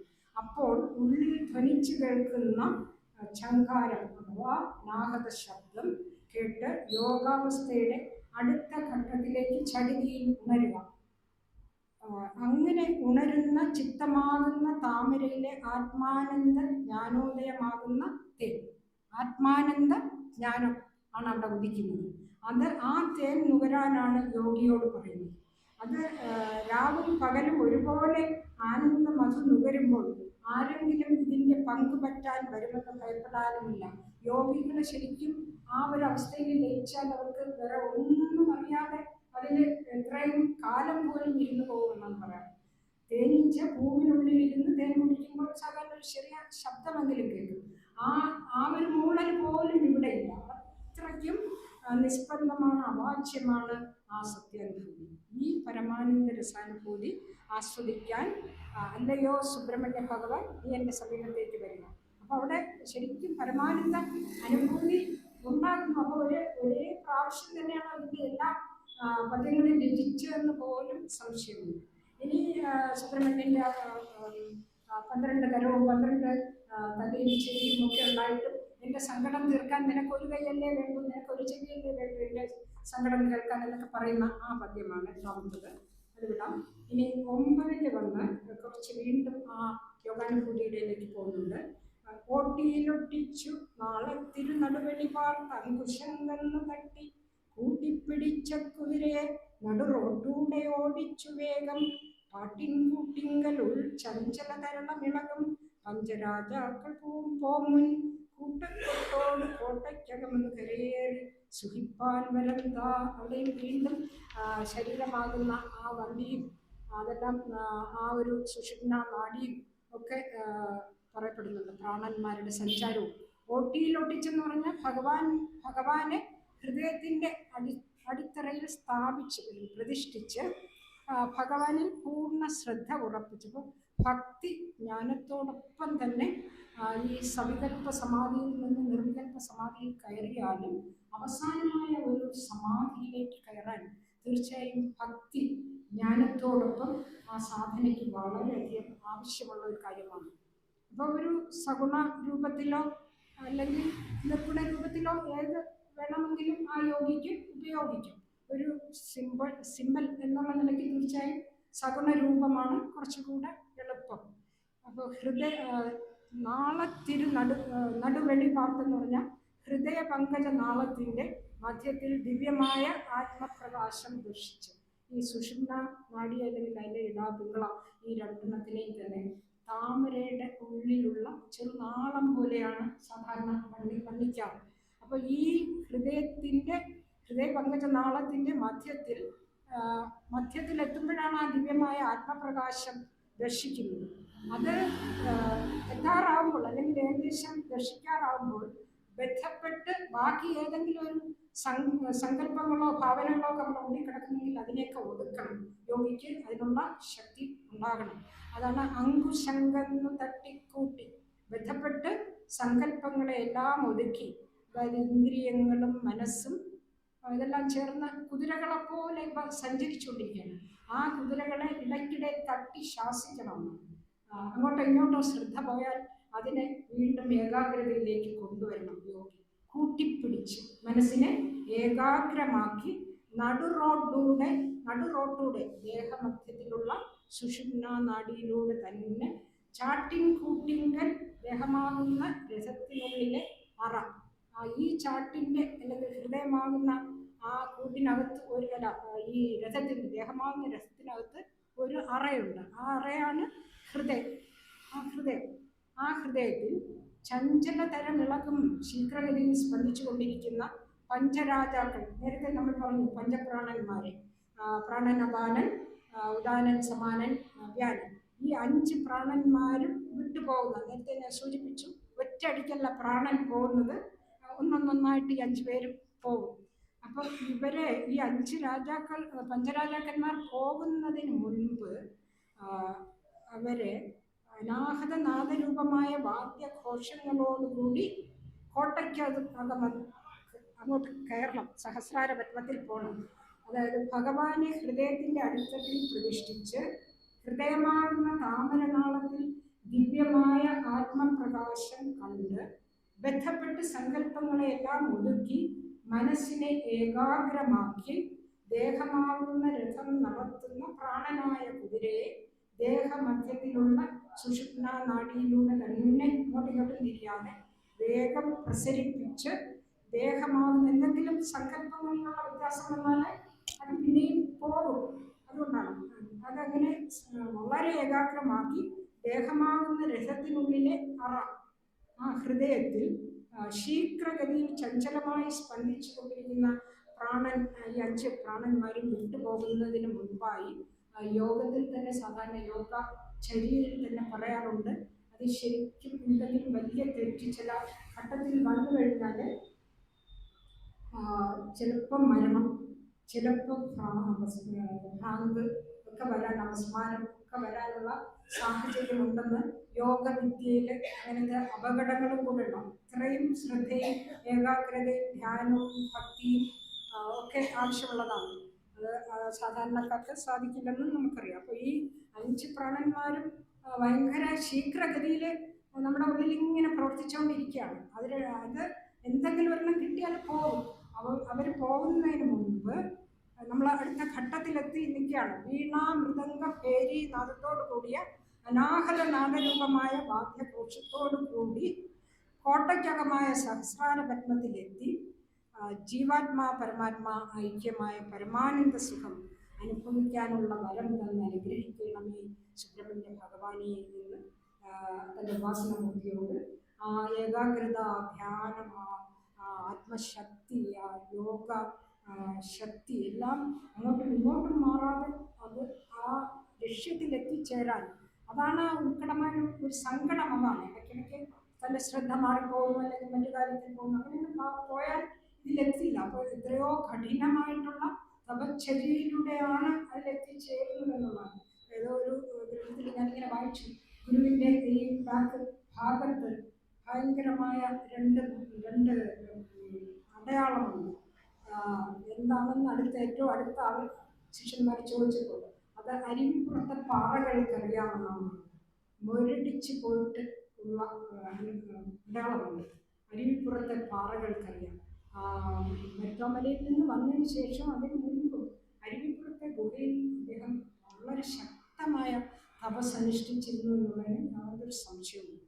ഇനി അടുത്ത ഈ സമാധി ദിശകളെ കുറിച്ചൊരു സൂചനയുള്ളൂ, അത് നോക്കാം. 10-ാമത്തെയാണ്. മൗനപ്പൂന്തേനൊഴുക്കെ മതിയമൃതൊലിയെ മന്ദനാമെന്മനക്കൺ ജ്ഞാനക്കണ്ണാടിയെ നീ തിരുവടി അടിയൻ തീ കൊടുത്തിട വേണം. ഊനിത്തന്തേനുമായി കുറവ കുടിയതിൽ പെണ്ണെടുത്തുള്ളതേക്കാൾ മാനക്കേടോ നിനക്ക് അഗതിയെ യവനം ചെയ്ത് നിന്നോട് ചേർത്താൽ. അവിടെയും ഒരു വള്ളി പരിണയത്തിൻ്റെ ഒരു ചെറിയ സൂചന വരുന്നുണ്ട്. അവിടെ മൗനം പൂന്തേനൊഴുക്കെന്ന് പറയുന്ന ആ നിർവികൽപ്പ സമാധിയിൽ ആനന്ദ സ്വരൂപമായിരിക്കുന്ന ആ പരബ്രഹ്മ സ്വരൂപത്തെ തന്നെ അനുഭവപ്പെടുന്നു. യോഗിക്ക് അനുഭവപ്പെടുന്ന ആ ആനന്ദരൂപം. മതി അമൃതൊലിയിൽ ബുദ്ധിക്ക് അമൃതായ അനാഹത നാദം. അപ്പോൾ ഈ പരമാനന്ദമാകുന്ന അമൃതിൽ ലയിക്കുന്നതിന് മുമ്പ് തന്നെ ശരിക്കും ചില ഘട്ടങ്ങളിലൂടെ യോഗി ആ അമൃതിൻ്റെ ആത്യന്തികമായി ലഭിക്കുന്ന ആ പരമാനന്ദമായ അമൃതിൻ്റെ ഇടയ്ക്കിടയ്ക്ക് ചില അനുഭവങ്ങൾ യോഗിക്ക് ലഭിക്കുന്നതായിട്ട് നമുക്ക് കാണാം. ആ ഒരു യാത്രയിൽ, ആ യോഗാത്മകമായ യാത്രയിൽ ചില ഘട്ടങ്ങളിൽ, പ്രത്യേകിച്ചും നിർവികൽപ്പ സമാധിയുടെ ഘട്ടങ്ങളിൽ ഒരു അതുപോലെ തന്നെ ഈ അനാഹത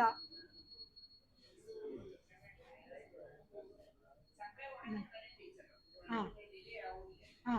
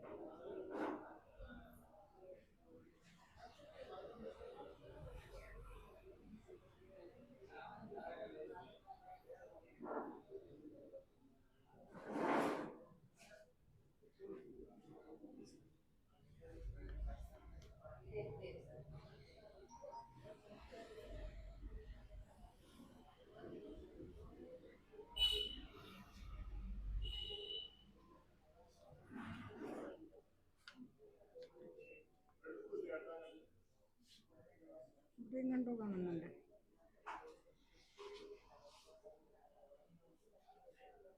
അപ്പുറത്തെ സൈഡിൽ കാണുന്നുണ്ട്. 5 മിനിറ്റ് വെയിറ്റ് ചെയ്യാം.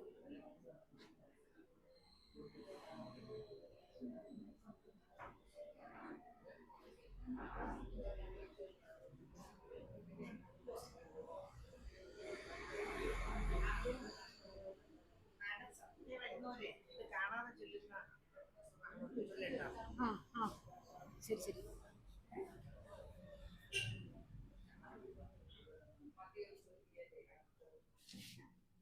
എന്നൊരു നിർദ്ദേശം വന്നതനുസരിച്ചാണ് ഞാൻ വന്നത്. സുബ്രഹ്മണ്യ കീർത്തനം ഒന്ന് ചൊല്ലാം. നമസ്തേ ടീച്ചർ.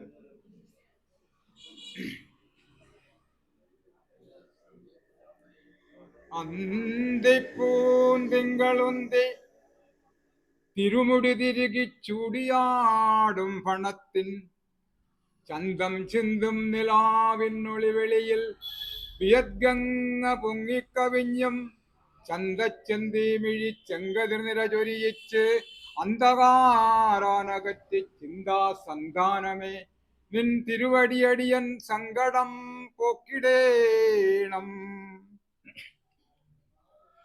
പച്ചക്കള്ളം വിതറ്റി പഴവിന കുടികെട്ടിക്കിടക്കുന്നൊരുമ്മൈ എച്ചിൽ ചോറുണ്ടിരപ്പോടൊരു വടിയുമെടുത്തോടി മൂടറ്റിടും മുൻ പച്ചപ്പൊന്മയിലേറി പരിചനോട് എഴുന്നള്ളി പഠിക്കൽ കിടക്കും പിച്ചക്കാരന്നു വല്ലോ ഒരു ഗതി തരണേ മറ്റെനിക്കാരുമില്ലേ.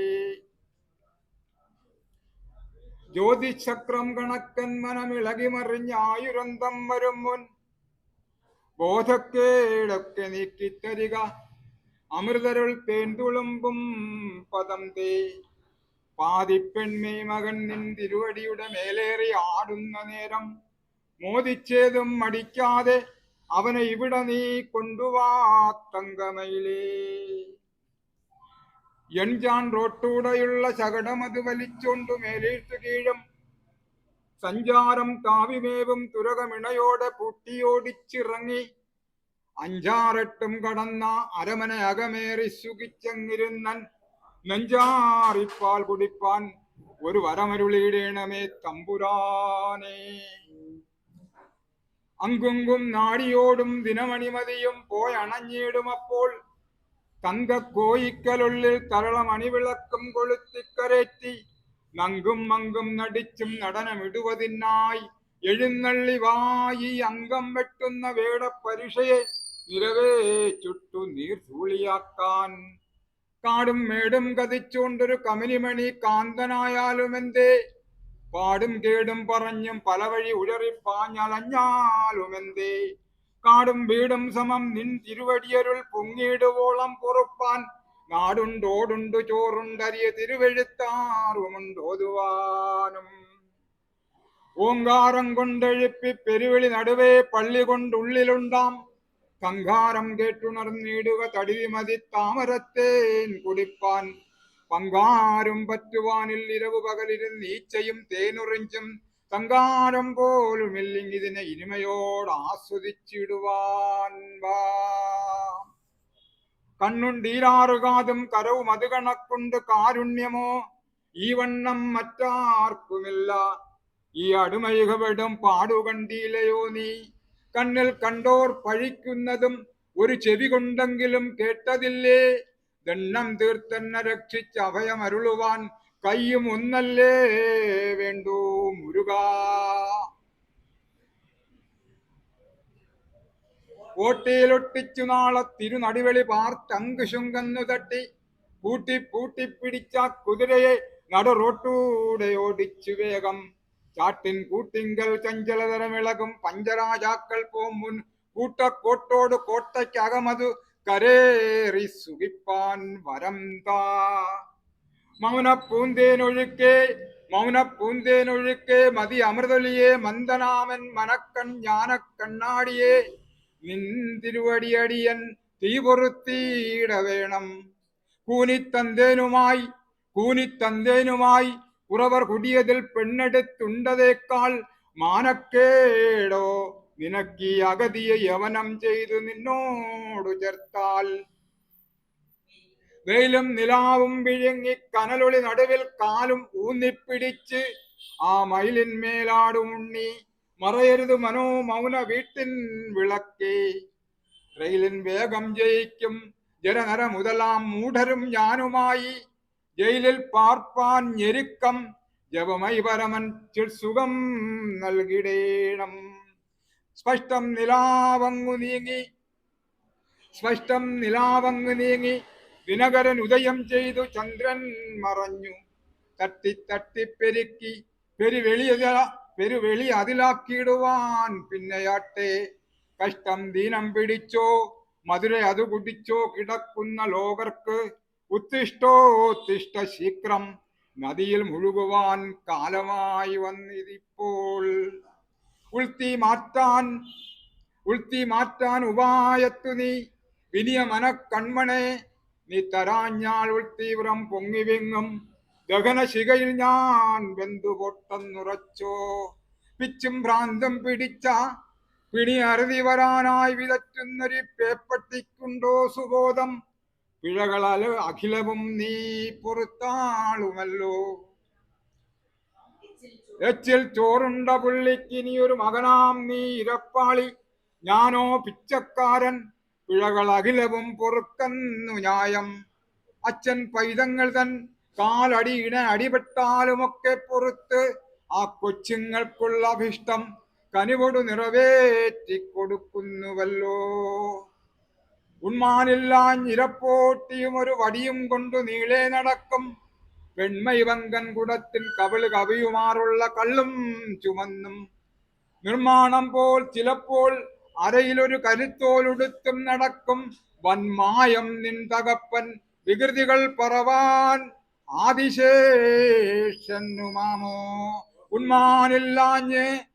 ഉണ്മാനില്ലാഞ്ഞിരപ്പോട്ടിയും ഒരു വടിയും കൊണ്ടു നീളെ നടക്കും, പെൺമൈവങ്കൻ കുടത്തിൻ കവിള് കവിയുമാറുള്ള കള്ളും ചുമന്നും. നിർമ്മാണം പോൽ ചിലപ്പോൾ അരയിലൊരു കരുത്തോലുടുത്തും നടക്കും, വന്മായം നിൻ തകപ്പൻ വികൃതികൾ പറവാൻ ആദിശേഷനുമാമോ.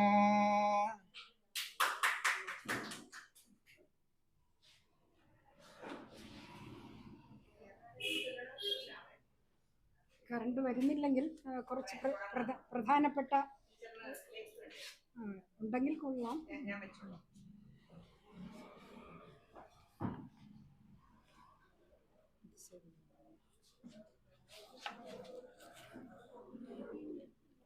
ഇപ്പോൾ ഇതിൽ നമ്മൾ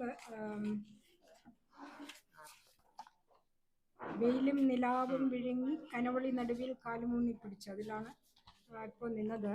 അതായത് സുഖവും ദുഃഖവും തുല്യമാക്കി ശുദ്ധ തേജോരൂപത്തിൽ അഗ്നി മധ്യത്തിൽ കാലൂന്നി പിടിച്ച് തപസ് ചെയ്യുന്നതായിട്ടാണ് സുബ്രഹ്മണ്യനെ പറയുന്നത്. ഈ സുബ്രഹ്മണ്യൻ ഒരു ഭിക്ഷാന്തേഹിയായിട്ട് നടന്ന ഒരു കാലഘട്ടമുണ്ടെന്ന് നമുക്കറിയാം. അച്ഛനമ്മമാരോട് പിണങ്ങിയിട്ട് അവിടെ നിന്ന് കൈലാസത്തിൽ നിന്നൊരു ഭിക്ഷാന്തേഹിയായി നടന്ന ആ കാലഘട്ടത്തിൽ ശരിക്കും ഓങ്കാരപ്പൊരുൾ ഒരു വലിയ തപസ് അനുഷ്ഠിച്ചു. അത് ആ സമയത്ത് അഗ്നി മധ്യത്തിൽ നിന്ന് തപസ് അനുഷ്ഠിച്ചു എന്നാണ് പറയപ്പെടുന്നത്. ഒടുവിൽ അമ്മ എങ്ങനെയോ കണ്ടെത്തി പാർവതീദേവി വന്നെത്തി അനുഗ്രഹം കൊടുത്ത് ഓങ്കാരത്തിൻ്റെ പൊരുളും ശക്തിയും കൊടുത്ത് ശക്തിവേലും കൊടുക്കുന്നു. അതോടുകൂടി ശരിക്കും ഒരു വലിയ സദ്ഗുരുവായി മാറുന്നു സുബ്രഹ്മണ്യൻ. നമുക്കറിയാം സിദ്ധയോഗികളായ അഗസ്ത്യർക്കും മറ്റുള്ളവർക്കും ഓങ്കാരപ്പൊരുൾ പ്രണവപ്പൊരുൾ പറഞ്ഞു കൊടുക്കുന്ന ഒരു ഗുരുവായിട്ടാണ് സുബ്രഹ്മണ്യനെ പറയാറ്. അപ്പോൾ അദ്ദേഹം ചെയ്ത ആ തപസ്സിനെ ഓർമ്മിപ്പിക്കുമാറാണ് ഇപ്പോൾ പലപ്പോഴും സുബ്രഹ്മണ്യ ക്ഷേത്രങ്ങളിൽ അഗ്നിക്കാവടി ഒക്കെ ഉള്ളത്. കാവടിക്ക് തന്നെ വേറെ അർത്ഥങ്ങളാണുള്ളത്. അപ്പോൾ ഇവിടെ അഗ്നി മധ്യത്തിൽ കാലൂന്നി നിന്ന് തപസ് ചെയ്തുകൊണ്ടും മനുഷ്യൻ്റെ സുഖങ്ങളെ അല്ലെങ്കിൽ ഒരു യോഗിയുടെ സുഖങ്ങളെയും ദുഃഖങ്ങളെയും തുല്യമാക്കി ശുദ്ധ തേജോരൂപത്തിൽ തൻ്റെ മയിൽ വാഹനത്തിൽ ആടിക്കളിച്ചുകൊണ്ടും പൊന്നുണ്ണി എൻ്റെ മനസ്സിൻ്റെ മൗന നിലയിൽ തെളിഞ്ഞു പ്രകാശിക്കുന്ന വിളക്ക്, അത് ആ ആത്മപ്രകാശം തന്നെയാണ്. നിന്റെ വെളിച്ചം അവിടെ നിന്ന് മാഞ്ഞു പോകരുത്. അപ്പോൾ അവിടെ ശരിക്കും ആ ഒരു സഗുണോപാസനയിലുള്ള സുബ്രഹ്മണ്യമൂർത്തിയെ അവിടെ മൗന പൂന്തേനൊഴുക്കായിട്ട് തന്നെ ആ അദ്വയ ഭാവമായിട്ട് തന്നെ ആ അദ്വയ മൗന ഘനാമൃതമായിട്ട് തന്നെ ഇവിടെ വർണ്ണിക്കുകയാണ്. എന്നിട്ട് ഗുരു അവിടെ അദ്ദേഹത്തോട് തൻ്റെ വാസനാമൂർത്തിയോട് പറയുകയാണ്, ഒരു മനുഷ്യൻ്റെ ജീവിതത്തിൽ റെയിലിനേക്കാൾ തീവണ്ടിയുടെ വേഗത്തേക്കാൾ വേഗത്തോടെ ജരയും നരയും എല്ലാം രോഗങ്ങളും എല്ലാം വന്നണഞ്ഞുകൊണ്ടിരിക്കുന്നു. അങ്ങനെയുള്ള ഒരു ശരീരത്തിൽ ഈ വാർദ്ധക്യ ലക്ഷണങ്ങൾ വന്നണഞ്ഞുകൊണ്ടിരിക്കുന്ന ഇല്ലെങ്കിൽ ഈ മൂഢരായ ആ വാർദ്ധക്യ ലക്ഷണങ്ങളാകുന്ന മൂഢർ, ജരാ നര തുടങ്ങിയ മൂഢരുമായി ചേർന്ന് എനിക്ക് ഈ ജയിലെന്ന് പറയുന്ന ആ ശരീരത്തിൻ്റെ ഉള്ളിൽ ഇനി കഴിയാൻ വയ്യ, പ്രയാസമാണ്. അല്ലയോ കാരുണ്യ സ്വരൂപനായ ഭഗവൻ, വേഗം തന്നെ നിന്റെ സ്വരൂപമായ ചിദാനന്ദം നൽകി എന്നെ അനുഗ്രഹിക്കണേ. അവിടെ നമ്മൾ ആ നേരത്തെ പറഞ്ഞ പോലെ മൗനപൂന്തേനൊഴുക്ക് നിന്റെ സ്വരൂപം ചിദാനന്ദമാണ് എന്ന് അൾട്ടിമേറ്റ് ആയിട്ടുള്ള ആ അദ്വൈത ഭാവം സുബ്രഹ്മണ്യനിൽ എത്തിക്കുന്നു. അപ്പോൾ സുബ്രഹ്മണ്യനെ ഇതുവരെ ഒരു ഇതിലേക്ക് നയിക്കുന്ന ഒരു സഗുണ ദേവതയായിട്ട് പറഞ്ഞെങ്കിൽ ഇപ്പോൾ ശരിക്കും ആ മൗനപൂന്തേനും ആ ചിദാനന്ദവും നീ തന്നെയാണ്. അവിടെയാണ് ഞാൻ നേരത്തെ പറഞ്ഞ ആ ദ്വൈതവും അദ്വൈതവും ഈ സ്തോത്രകൃതികളിൽ ആ സഗുണോപാസനയിലൂടെ തന്നെ സഗുണമൂർത്തിയിൽ സങ്കല്പിച്ചുകൊണ്ട് ശരിക്കും താൻ ആത്യന്തികമായി ഒരു അദ്വൈതിയാണെന്ന് ശ്രീനാരായണ ഗുരു സ്ഥാപിക്കുകയാണ്. പിന്നെ നേരത്തെ പറഞ്ഞ സ്പഷ്ടം നിലാവെന്ന് നീ ദിനകരൻ ഉദയം ചെയ്ത് ചന്ദ്രൻ മറഞ്ഞു. അതാണ് ഞാൻ നേരത്തെ പറഞ്ഞ ചരിത്രപരമായ ഒരു പ്രഖ്യാപനം. തട്ടിത്തട്ടി പെരുവെളിയതിലാക്കിയിടുവാൻ പിന്നെയാട്ടെ, കഷ്ടം ദീനം പിടിച്ചോ മധുരയത് കുടിച്ചോ കിടക്കുന്ന ലോകർ ശീഘ്രം നദിയിൽ മുഴുകുവാൻ കാലമായി വന്നിരിക്കും. നിലാവ് നീങ്ങുക എന്ന് പറഞ്ഞാൽ എന്താ? മായാമോഹങ്ങൾ മാറുക. ദിനകരൻ ഉദയം ചെയ്തു എന്ന് പറഞ്ഞാൽ ജ്ഞാനസൂര്യൻ ഉദിക്കുക. ചന്ദ്രൻ മറഞ്ഞു എന്ന് പറയുന്ന ആ മനസ്സാകുന്ന ചന്ദ്രൻ ഉപശമിക്കണം. അവിടെ മനസ്സിൻ്റെ വിചാരങ്ങളിലാണ് ചന്ദ്രികയുള്ളത്. അല്ലെങ്കിൽ ആ ഭാവനകൾ അങ്ങോട്ടും ഇങ്ങോട്ടുമൊക്കെ ഒരു അരണ്ട നിലാവിനെ പോലെ ചരിച്ചു കൊണ്ടിരിക്കുന്നു. അതെല്ലാം ഇപ്പോൾ ശമിച്ചു. നിലാവ് മാറി, ബുദ്ധിയാകുന്ന സൂര്യൻ ഉദിച്ചു. പെരുവഴി എന്നാലും എൻ്റെ ആ ആത്മാവിനെ പെരുവെളിയിലാക്കിയിടുവാൻ ആ അഹംബോധത്തെ കുറച്ചുകൂടെ തെളിയിക്കാൻ പിന്നെ ആകട്ടെ.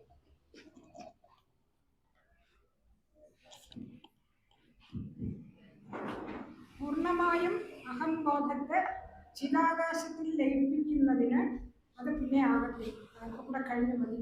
പിന്നെ എന്താണ് ഈ മോഹമതിര? മതിര അത് കുടിച്ചോ? മോഹമാകുന്ന ആളുകൾക്ക് ശരിയായ ദിശാബോധമില്ലാതെ അവർ അറിവില്ലായ്മയുടെ അജ്ഞാനത്തിൻ്റെ അന്ധകാരത്തിൽ കിടക്കുകയാണ്. അതുപോലെ തന്നെ സാമൂഹികമായ ദീനം പിടിച്ചു കിടക്കുകയാണ്. സാമൂഹികമായ രോഗമാണ്. ഇന്ന് സമൂഹത്തിന് രോഗം പിടിച്ചു കിടക്കുകയാണ്. അങ്ങനെ കിടന്ന് കഷ്ടപ്പെടുകയാണ് ആളുകൾ. അപ്പോൾ അവരെ ഉണർത്തി ഈ വേഗം തന്നെ ഈ മാറ്റത്തിൻ്റെ നദിയിൽ മുഴുകുവാൻ കൊണ്ടുപോകാൻ കാലം കഴിഞ്ഞിരിക്കുകയാണ്.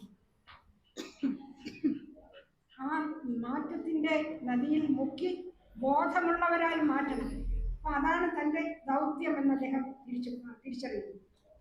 സ്പഷ്ടമായും എൻ്റെ മായാമോഹം മാറി. എൻ്റെ ഒരു അർത്ഥം ജസ്റ്റ് പറയുകയാണെങ്കിൽ, മനസ്സാകുന്ന ചന്ദ്രൻ ഉപശമിച്ചു, നിലാവിലേതുപോലെയുള്ള അസ്പഷ്ട ദർശനം മാറി, യഥാർത്ഥ ജ്ഞാനമാകുന്ന സൂര്യൻ തെളിയുന്നു.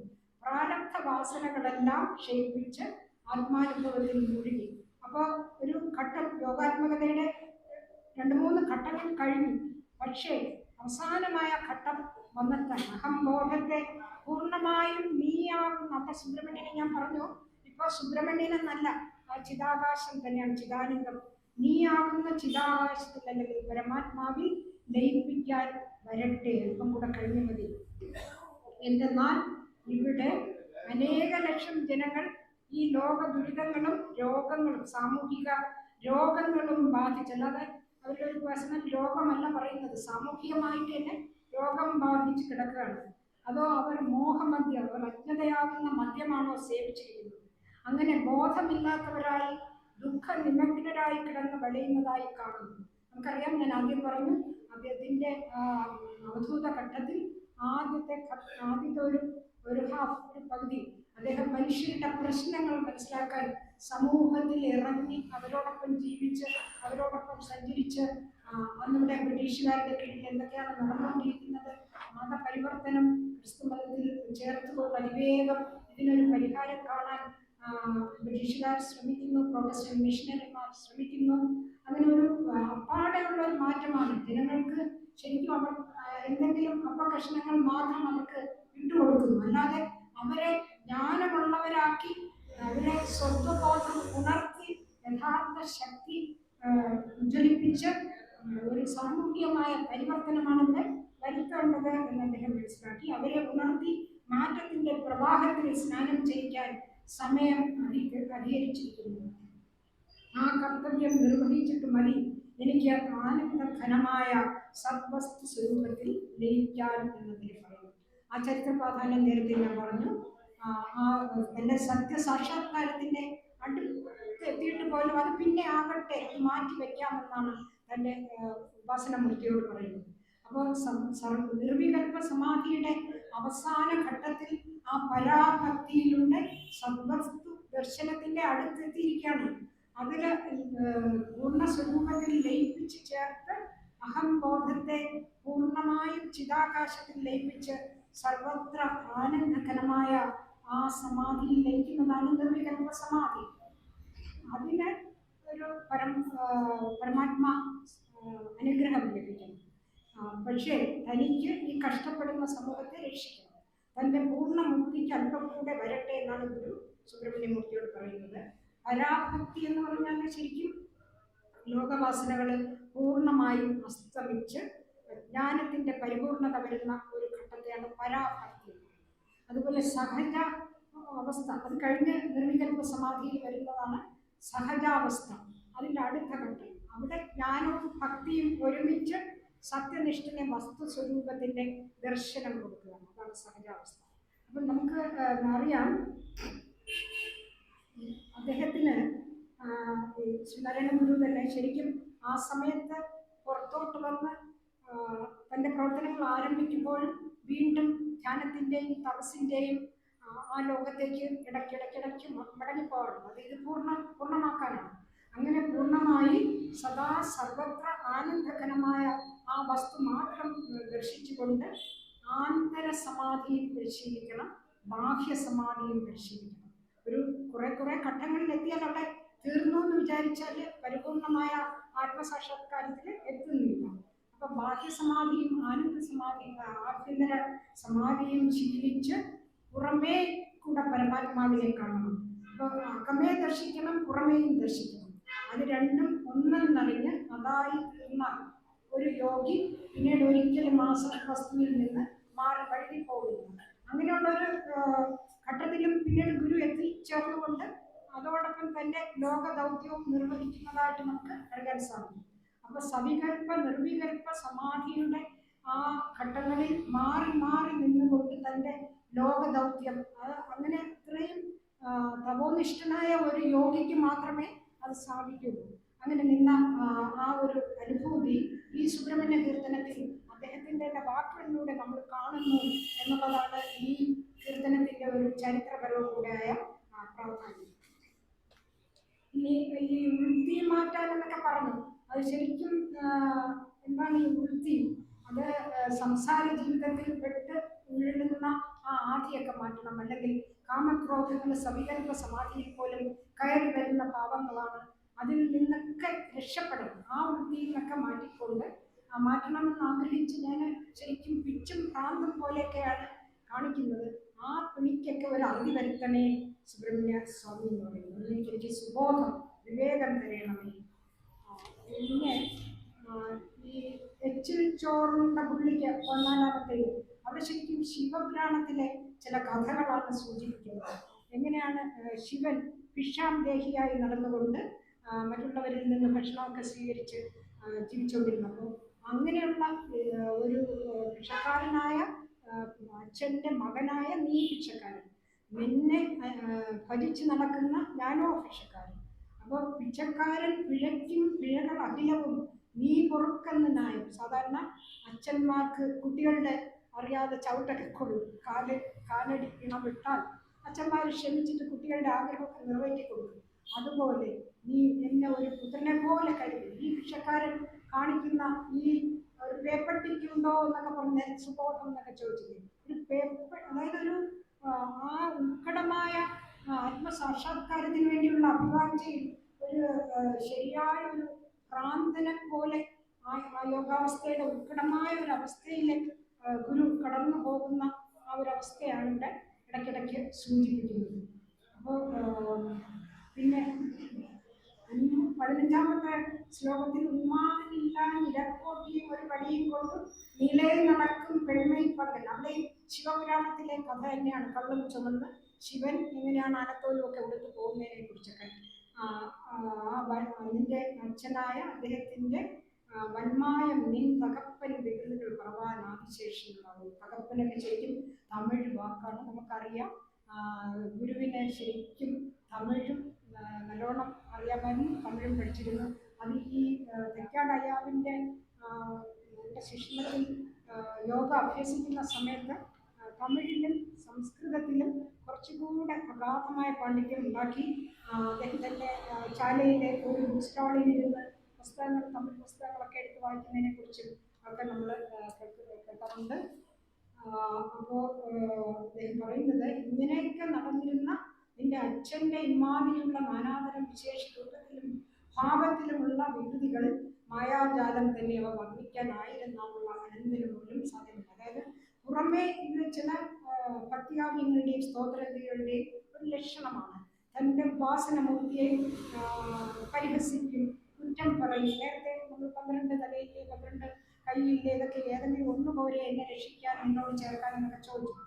പുറമേ ഹാസ്യഭാവം കൊണ്ട് ചോദിക്കും, അകമേ ഇഷ്ടദേവതയോടുള്ള ഉത്കടമായ ഭക്തിഭാവനയും സമർപ്പണവും കൊണ്ട് ഉജ്ജ്വലവുമായ സത്യാന്വേഷകനായ ശ്രീനാരായണ ഗുരുവിൻ്റെ സുബ്രഹ്മണ്യ കീർത്തനം എന്ന ഈ കൃതി ഭക്തികാവ്യ ആ സരണിയിൽ തന്നെ അത്യന്തം ശ്രദ്ധേയമാണ്. നമ്മളിത് വെറുമൊരു സവർണമൂർത്തിയായ സുബ്രഹ്മണ്യനെ ഉപാസിക്കുന്നത് എന്ന് വിചാരിക്കരുത്.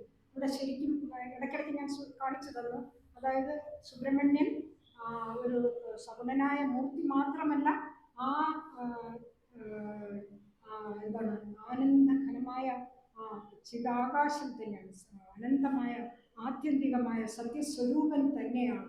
ആ സത്യസ്വരൂപത്തിൻ്റെ ഒരു പ്രതീകം തന്നെയാണ് സുബ്രഹ്മണ്യൻ തൻ്റെ ഉപാസനമൂർത്തിയെന്ന് അദ്ദേഹം പറയുന്നു. ഇഷ്ടദേവത ഉപാസനയിലൂടെ ആത്മസാക്ഷാത്കാരത്തിൻ്റെ സോപാനത്തിൽ എത്തിച്ചേരേണ്ടതാണെന്നും ഇവിടെ സ്പഷ്ടമാക്കുന്നു.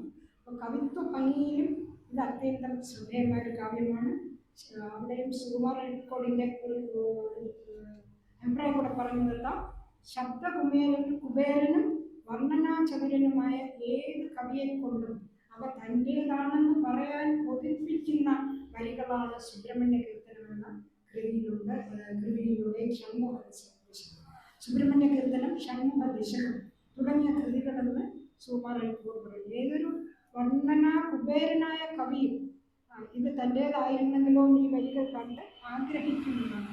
അത് മാത്രമല്ല, ഇതൊന്നും ഗുരുവിൻ്റെ പല പല കൃതികളിലൂടെ കടന്നു പോകുമ്പോൾ അദ്ദേഹത്തെ അതിൻ്റെ ആ കാവ്യ മഹത്വം ശരിക്കും കേരളം അത്രത്തോളം അംഗീകരിച്ചോ എന്ന് പോലും നമുക്ക് ഇപ്പോഴും സംശയം തോന്നുന്നു. കുമാരനാശാൻ ശരിക്കും ആ ചായയിൽ, ആ തണലിൽ വളർന്ന മഹാകവിയാണ്.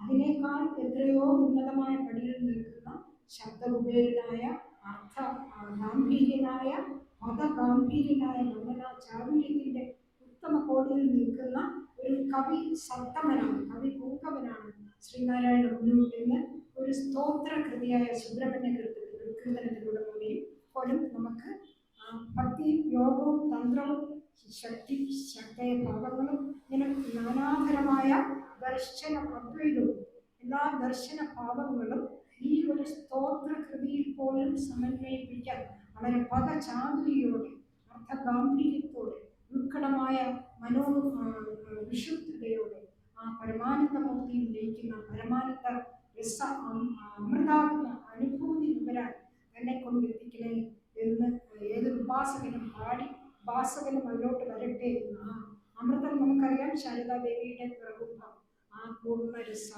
അവിടെ രാജയോഗമാണ്. ഇവിടെ നാദബ്രഹ്മയോഗത്തെ കുറിച്ച് പറയുന്നു, അല്ലാതെ ഉള്ള സാധാരണ യോഗാനുഭവത്തെ കുറിച്ച് പറയുന്നു. രാജയോഗം അതിൻ്റെ ഒരു വിഭിന്ന ഭാവമാണ്.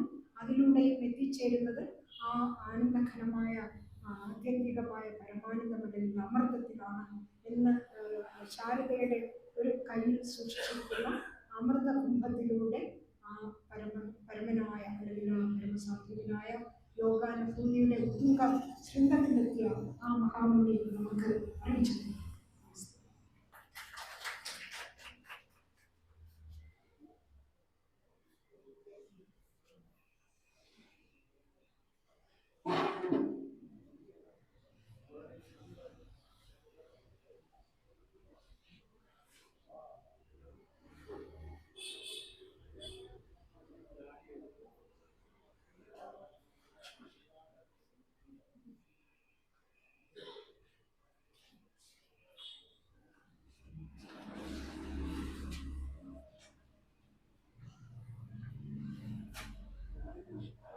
കഴിഞ്ഞ ക്ലാസ്സിൻ്റെ ഇന്ന് നമ്മുടെ സുബ്രഹ്മണ്യ കീർത്തനം നമുക്ക് നന്നായി പറഞ്ഞ് മനസ്സിലാക്കി തന്ന ടീച്ചർ, ഇത് 2ാമത്തെ വർഷമാണ്, നമ്മൾ 3ാമത്തെ വർഷമാണ് വായനശാലയിരിക്കുന്നത്. അപ്പോൾ ടീച്ചർ ഒരു കോളേജിൽ ക്ലാസ് എടുക്കുന്ന അതേ സ്റ്റൈലിൽ തന്നെ അത് ഉൾക്കൊള്ളാനും നമുക്ക് മനസ്സിലാക്കാനും ഒക്കെ കഴിയുമെന്നുള്ളത് കൊണ്ട് തന്നെ ഇത്തരം ക്ലാസ്സുകൾ വളരെ ശ്രദ്ധാപൂർവമാണ് നമ്മൾ കേട്ടുകൊണ്ട് വരുന്നത്. അപ്പോൾ ടീച്ചറിന്റെ ക്ലാസ് വളരെ നന്നായിരുന്നു. കുറച്ച് സമയം സപ്ലൈ പോയത് കാരണം കുറച്ച് ഡിസ്റ്റർബൻസ് ഉണ്ടായെങ്കിലും ആ സമയം ആ കൃതി നമ്മുടെ മോഹനേട്ടൻ നല്ല സുന്ദരമായി ചൊല്ലി കേൾക്കാനും കൂടെ ഒരു നിമിത്തം ഉണ്ടായിരുന്നിരിക്കും സ്വാമിയുടെ എന്നാണ് എനിക്ക് തോന്നുന്നത്. അതിനും കൂടെ കഴിഞ്ഞു. എന്തായാലും വളരെ ഈ കൃതി നമ്മളല്ലാതെ തന്നെയൊക്കെ ഒന്ന് എടുത്ത് വായിച്ചു നോക്കിയാൽ നമുക്ക് ഇങ്ങനെയൊന്നും എത്താൻ കഴിയില്ല. ഞാനൊരു ശ്രമമൊക്കെ നടത്തിയിട്ടാണ് സാധാരണ വരുന്നത്. അപ്പം ഇന്നത്തെ ദിവസം എനിക്ക് കഴിയാത്തതുകൊണ്ട് ഞാൻ പുസ്തകമായിട്ടാണ് ഇനി വന്നത് നേരത്തെ. അപ്പോൾ ഇത്തരം ക്ലാസ്സുകളാണ് നമുക്ക് ആവശ്യം. എന്നും വന്നിരിക്കുന്നവർ 30 ദിവസവും വന്നവരാണ് ഇവിടെ ഇരിക്കുന്നവരില്ല. അവരെല്ലാം ടീച്ചറിന്റെ ക്ലാസ് നന്നായി ഉൾക്കൊണ്ടു. വളരെ വളരെ നല്ല ക്ലാസ് തന്നെയായിരുന്നു എന്നുള്ളത് അറിയിക്കുന്നു. ടീച്ചറിന് എല്ലാ ഐശ്വര്യങ്ങളും ഉണ്ടാകട്ടെ എന്ന് സ്വാമി നാമത്തിൽ നാം പ്രാർത്ഥിക്കുന്നു. അടുത്ത വർഷങ്ങളിൽ നമ്മുടെ ഈ പരിപാടി ടീച്ചർ ഉണ്ടാകുമെന്ന് നമുക്ക് പ്രതീക്ഷിക്കാം. ഓപ്പൺ ടീച്ചർ എനിക്കൊരു സംശയമുള്ളത്, ഈ സ്റ്റാൻസ 15 ടീച്ചർ 6ഉം 8ഉം ലൈൻ സ്റ്റാൻസ ശ്ലോകങ്ങൾ അത് എന്തുകൊണ്ടാണ് അങ്ങനെ? അത് ടീച്ചർ പറയാൻ പിന്നെ ആകട്ടെ എന്ന് പറഞ്ഞാൽ 6 അല്ലെങ്കിൽ അത് പിന്നെ ഏതെങ്കിലും കഴിഞ്ഞിട്ട് പറയാൻ ഉദ്ദേശിച്ചതോ? അങ്ങനെ. അപ്പൊ എന്തായാലും ടീച്ചർ അതിന്റെ ജിസ്റ്റ് എന്ന് പറഞ്ഞാൽ സത്ത് നമുക്ക് നന്നായി തന്നു കഴിഞ്ഞു, നന്നായി മനസ്സിലാക്കാൻ കഴിഞ്ഞു. അതിന് നമ്മുടെ വായനശാലയുടെ പേരിലും അന്തർദേശീയ പഠന കേന്ദ്രത്തിന്റെ പേരിലുമുള്ള നന്ദി ടീച്ചറിനെ അറിയിക്കുന്നു. അതുപോലെ കേൾവിക്കാരായ എല്ലാവർക്കും നന്ദി രേഖപ്പെടുത്തിക്കൊണ്ട് നടത്തുന്നു.